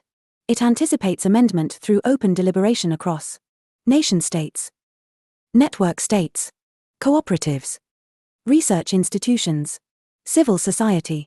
Legitimacy will not come from a single summit. It will come from adoption, iteration, and lived practice. Closing declaration. No single throne, no unaccountable cathedral, no closed harbor controlling the sea of thought. Only interoperable vessels, answerable to their crews, navigating a shared ocean of intelligence. Let this charter be not a monument, but a compass. Design principles for decentralized AI governance. Decentralization is not a vibe. It is an engineering discipline. Without design principles, decentralized becomes marketing copy draped over a new oligarchy.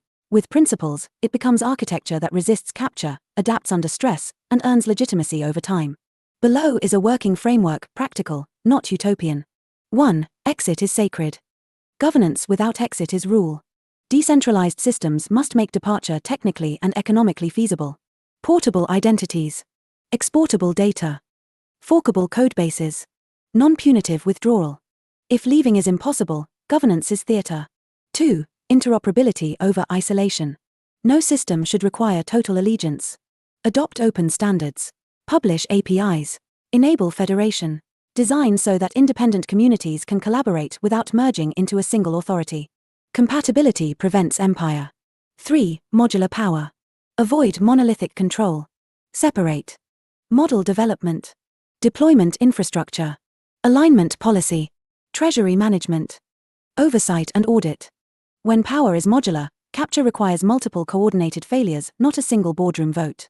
4. Transparent mutation. AI systems evolve. Governance must track that evolution. Every significant model update, policy change, or governance rule modification should be logged. Time-stamped. Publicly auditable. Attributable. Opaque change is silent centralization. 5. Plural alignment by default. There is no universal ethical firmware. Enable configurable alignment layers. Allow communities to express values within shared human rights boundaries. Make alignment adjustable, not decreed from a single center. Diversity reduces systemic bias and ideological lock-in. 6. Cryptographic verifiability. Trust narratives fade. Math persists. Wherever possible. Sign model releases. Verify governance votes on-chain or via auditable ledgers. Use zero-knowledge proofs to validate compliance without revealing sensitive data. Verification should not depend solely on institutional goodwill. 7. Distributed infrastructure. Avoid single choke points. Multi-cloud or hybrid hosting. Edge inference capabilities. Federated learning frameworks. Redundant storage nodes. Resilience is governance. A system that collapses under pressure is not sovereign. 8. Skin in the game. Incentives shape behavior more reliably than mission statements. Participants in governance should bear proportional consequences for their decisions. Tokenized systems must guard against plutocracy, cooperative systems must guard against apathy. Design for aligned incentives, not abstract virtue. 9. Due process by design. When AI systems influence livelihoods or civic participation, governance must include clear appeal pathways, human review layers, defined dispute resolution mechanisms. Automation without recourse is digital absolutism. 10. Anti-capture mechanisms. Every decentralized system drifts toward centralization unless actively countered. Incorporate term limits for key roles, rotating committees, quadratic or reputation-weighted voting, transparency around concentrated token holdings, emergency fork provisions. Assume capture attempts will happen. Design accordingly. 11. Jurisdictional layering. Decentralized governance must coexist with territorial law. Structure entities across multiple legal environments when appropriate. Clarify which layer governs what, protocol rules, community norms, or state regulation. Ambiguity invites conflict. Clarity invites cooperation. 12. Progressive decentralization. Not everything must begin fully decentralized. Early coordination can accelerate development. But central scaffolding should include a roadmap for diffusion of authority. Temporary leadership must not become permanent monarchy. 13. Legibility without surveillance.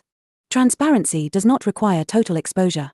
Balance public auditability with privacy protections. Publish governance data without harvesting unnecessary user information. Legibility builds trust. Surveillance erodes it. 14. Competition as stability. Encourage parallel implementations, independent clients, and competing model stacks. Redundancy may appear inefficient, but it prevents systemic collapse and ideological monopoly. Monocultures fail dramatically. Ecosystems adapt. 15. Stewardship, not sovereignty theater. Decentralization is not an excuse for irresponsibility. Operators must disclose risks, mitigate foreseeable harm, respond to credible threats, collaborate across networks in crisis. Sovereignty without stewardship devolves into fragmentation. The meta principle: design against yourself. Assume your system will someday be led by someone less wise than you. Assume incentives will distort. Assume markets will consolidate. Assume power will tempt. Then build guardrails strong enough to survive that future. Decentralized AI governance is not about eliminating authority. It is about distributing it so widely, transparently, and interoperably that no single node can claim divine right over collective cognition. No single throne. Only evolving networks accountable, forkable, and resilient enough to keep thinking when power shifts. Design accordingly. A practical roadmap to personal sovereign AI. Sovereignty is not a press release. It's a stack. If you want personal AI that answers to you, not a boardroom, not a ministry, not a hidden ranking algorithm, you don't begin with ideology. You begin with architecture. Below is a staged roadmap. Start where you are. Upgrade deliberately. Phase 1: Cognitive awareness. Before hardware. Before models. Understand your dependency surface. 1. Audit your AI reliance. Which tools mediate your thinking? Where is your data stored? What happens if access is revoked tomorrow? If losing one login would paralyze your workflow, you've found a choke point. 2. Diversify providers. Avoid single vendor lock-in. Use multiple AI tools for different functions. Export your data regularly. Optionality is the first form of sovereignty. Phase 2: Local capability. Sovereignty begins when your core cognition works offline. 1. Run a local model. Use open-weight models optimized for consumer hardware. Start with small models, scale as hardware permits. Keep at least one offline-capable assistant. Even limited local inference changes your leverage. 2. Personal data vault. Store your notes, research, and embeddings locally. Use encrypted storage. Maintain regular backups, online and offline. Your data is territory. Defend it accordingly. Phase 3: Modular stack design. Avoid monoliths. Build layers. 1. Separate components. Model, inference engine. Retrieval system, your knowledge base. Interface layer. Automation agents. If one layer fails, others survive. 2. Open formats only use documented file formats and open APIs. Avoid proprietary data schemas wherever possible. Closed formats are cognitive gravity wells. Phase 4. Identity and portability. Your digital identity must outlive platforms. 1. Decentralized identity. Adopt portable identity systems, DID frameworks, cryptographic keys. Avoid tying your entire online presence to one provider. 2. Credential portability. Own your own certificates, training artifacts, creative outputs. Store proofs locally. Reputation should be transferable, not rented. Phase 5. Compute resilience. Now you move beyond solo capability. 1. Edge plus cloud hybrid. Local inference for privacy-sensitive tasks. Cloud compute for heavy workloads. Never rely exclusively on hyperscale providers. Redundancy is autonomy. 2. Join a compute cooperative. Participate in community GPU pools or shared clusters. Collective capacity reduces vulnerability to model embargoes or price shocks. Phase 6. Governance participation. Personal sovereignty scales through collaboration. 1. Support open model ecosystems. Contribute testing, documentation, or fine-tuning resources. Participate in governance discussions. Don't just consume, co-create. 2. Back interoperable standards. Advocate for and adopt systems that federate rather than capture. Interoperability is political power disguised as engineering. Phase 7. Legal and jurisdictional awareness. Sovereignty without legal literacy is naive. Understand your local regulations around hosting, encryption, and AI deployment. Distribute assets across jurisdictions when appropriate. Separate personal experimentation from commercial deployment structures. Geography still matters even in cyberspace. Phase 8. Personal alignment. Sovereignty is not just control, it's responsibility.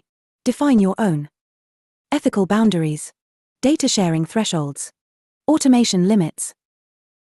Security practices. Don't outsource your moral defaults to a model provider. Phase 9. Emergency preparedness. Assume disruption. Prepare for account bans, API revocations, cloud outages, regulatory changes.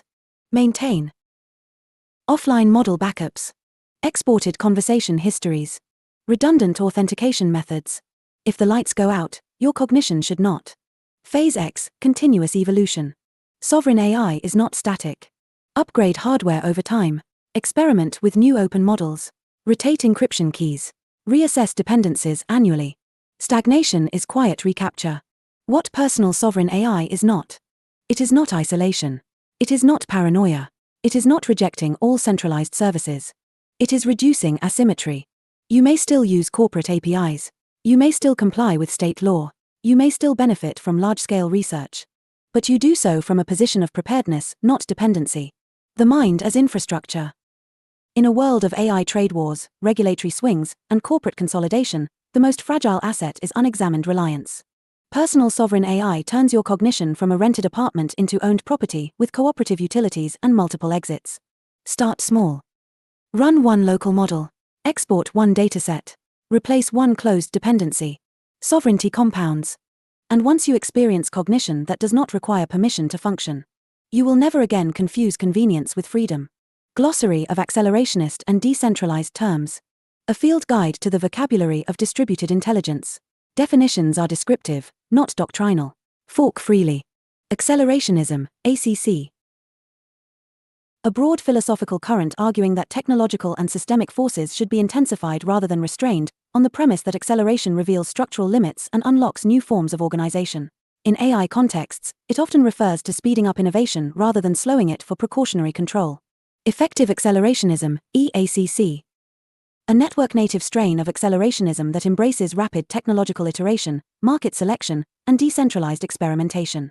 Often associated with online communities advocating open innovation and competitive model ecosystems. Defensive decentralized acceleration, DACC. A posture that supports technological progress while embedding resilience, modularity, and anti-capture mechanisms. Move fast, but don't centralize the throttle. Alignment. The process of shaping AI systems to behave according to desired norms, goals, or safety constraints. In centralized models, alignment is typically institution-defined, In decentralized contexts, alignment may be plural and configurable. Cathedral model. A hierarchical development model in which a small, centralized authority controls roadmap, governance, and release cycles, characterized by vertical integration and restricted participation. Bazaar model. An open, collaborative development ecosystem where contributors iterate publicly, forks are common, and evolution emerges from distributed participation. The opposite of the cathedral approach. Cognitive sovereignty. The right and capacity of individuals or communities to control the AI systems that augment their thinking without enforced dependence on a single corporate or state authority. Fork. To copy and independently develop a codebase, model, or governance system. In decentralized governance, forking functions as a peaceful mechanism of exit. Progressive decentralization. A strategy in which systems begin with centralized coordination for efficiency, then gradually distribute authority as infrastructure matures. Capture. The process by which a system nominally designed to be open or public becomes controlled by a narrow set of actors, corporate, political, or financial. Regulatory moat. Compliance burdens or legal frameworks that entrench incumbents by making entry prohibitively expensive for smaller competitors. Compute sovereignty. National or community-level control over AI-relevant hardware, energy supply, and model training capacity, reducing reliance on foreign or corporate choke points. Model embargo. Formal or informal restriction on the export, licensing, or access to advanced AI models or hardware, often justified under national security grounds. Federated learning. A distributed training method where models learn across multiple nodes without centralizing raw data. Enhances privacy and reduces data monopolies. Edge inference. Running AI models locally on user devices rather than relying exclusively on centralized cloud infrastructure. Tokenized governance.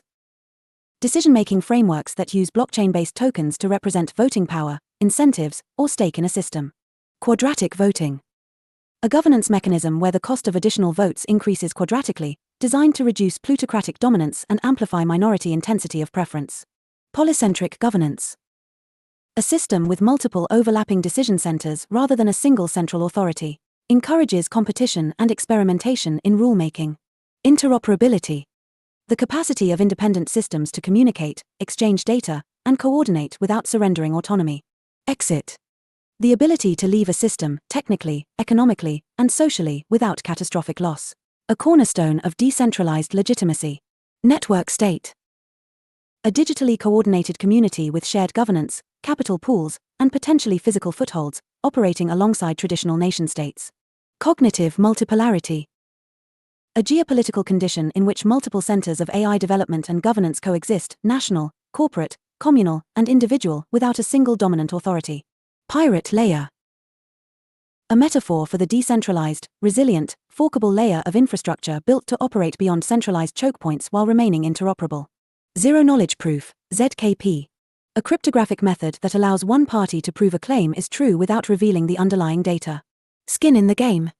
A governance principle requiring decision-makers to bear proportional consequences for outcomes aligning incentives with responsibility. Anti-monoculture principle. The design insight that diverse, competing systems are more resilient than a single dominant architecture. Cognitive commons. Shared datasets, models, and knowledge infrastructures accessible to broad communities rather than enclosed within proprietary silos. Cathedral capture cycle.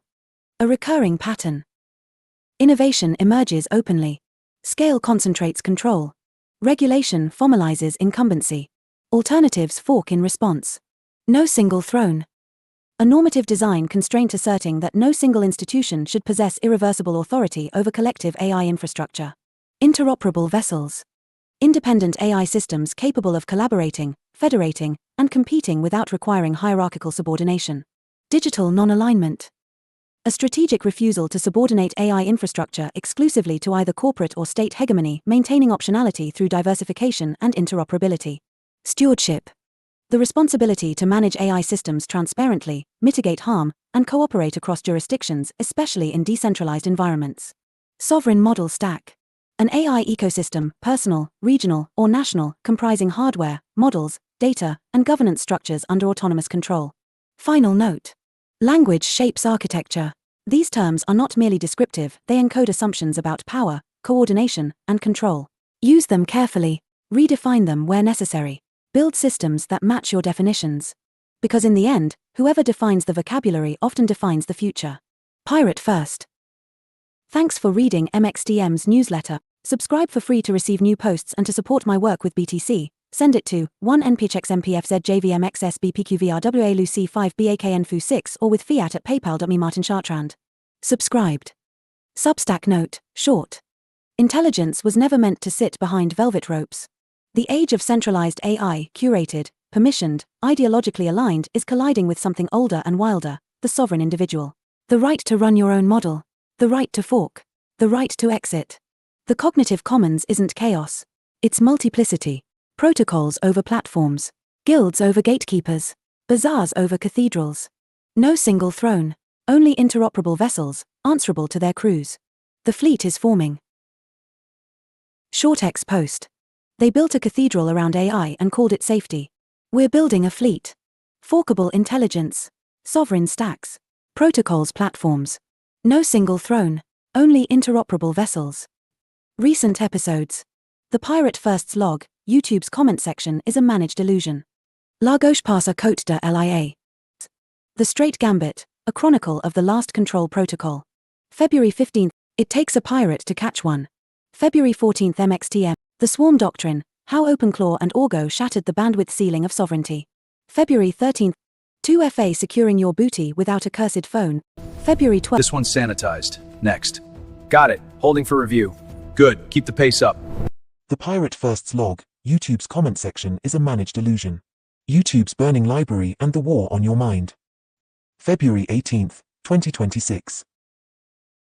Let me tell you what happened to me this morning. I was in a YouTube comment section trying to do something radical, have a conversation, cross-referencing a video with outside sources, linking to forums where the real, unfiltered technical debate lived, pointing people toward the deeper archive, the longer thread, the inconvenient counterargument. Gone. Ghosted. Held for review. Vanished into the digital ether. And that right there, mates, is not an accident. That is policy. The polite face of censorship. YouTube doesn't call it censorship, of course. That would be too honest for a company that runs on advertiser goodwill and quarterly earnings calls. They call it their external links policy, and on paper, it sounds perfectly reasonable. Links to malware, phishing sites, pornography, apps that install unwanted software, all prohibited. Google support, nobody's arguing with that. But the algorithm doesn't read context. It reads pattern. And the pattern it has learned to suppress is this: any comment that points you somewhere else. Reddit. Flagged. GitHub. Suspicious. A decade-old technical forum where real practitioners have been arguing the details for years. That's a potential vector for inauthentic engagement, mate. Gone before you can blink. The policy says it targets content that violates community guidelines. In some cases, they may make exceptions for content with educational, documentary, scientific, or artistic context. Google support may. In some cases. That's not a right. That's a favor. And favors, as any pirate knows, are given to those who cooperate with the fleet. The algorithm as censor-in-chief, T6. X post. YouTube doesn't censor you. It just quietly holds your comment for 60 days until the conversation is dead and gone. Same result. Cleaner hands. Full breakdown in today's MXTM newsletter, link in bio. Black flag hashtag skull and crossbones hash. Hashtag string. Dispatch from the cognitive insurgency. The revolution wasn't fought. It was deployed. The crisis failed. Blockades collapsed. Control is obsolete. The Straight Gambit, a chronicle of the last control protocol. Pirate First dispatch from the cognitive insurgency. MXTM. February 15, 2026. By Pirate First dispatch from the cognitive insurgency. MXTM's newsletter February 2026. They didn't lose control overnight. They lost it in 10,000 basement laboratories, in mesh networks spanning favelas and suburbs, in local language models that couldn't be censored, in agent swarms that automated dignity. By October 2025, the powers that were faced an existential threat they'd never encountered. The plebs had the tools. Provocative. They orchestrated a blockade to stop you from running local AI. It failed. Not because we fought, because we built better. The Straight Gambit, when manufactured scarcity met distributed competence. Chronicle is live. Pirate flag. Hashtag cognitive insurgency. Hashtag pirate first. It takes a pirate to catch one. Amazon rarely provides restitution for lost royalties and what indies can do about it. The quiet arithmetic of a broken system. There's a pattern repeating across Amazon's marketplace day after day. A counterfeit book goes live. It ranks. It siphons sales. An author discovers it. They file a report. Days or weeks pass. The listing disappears. And then, nothing. No retroactive payment for the revenue Amazon collected during those stolen weeks. No compensation for diverted Or sales. settlements, but indies No get real forms, consequences so. for the infringer. The music industry forced platform.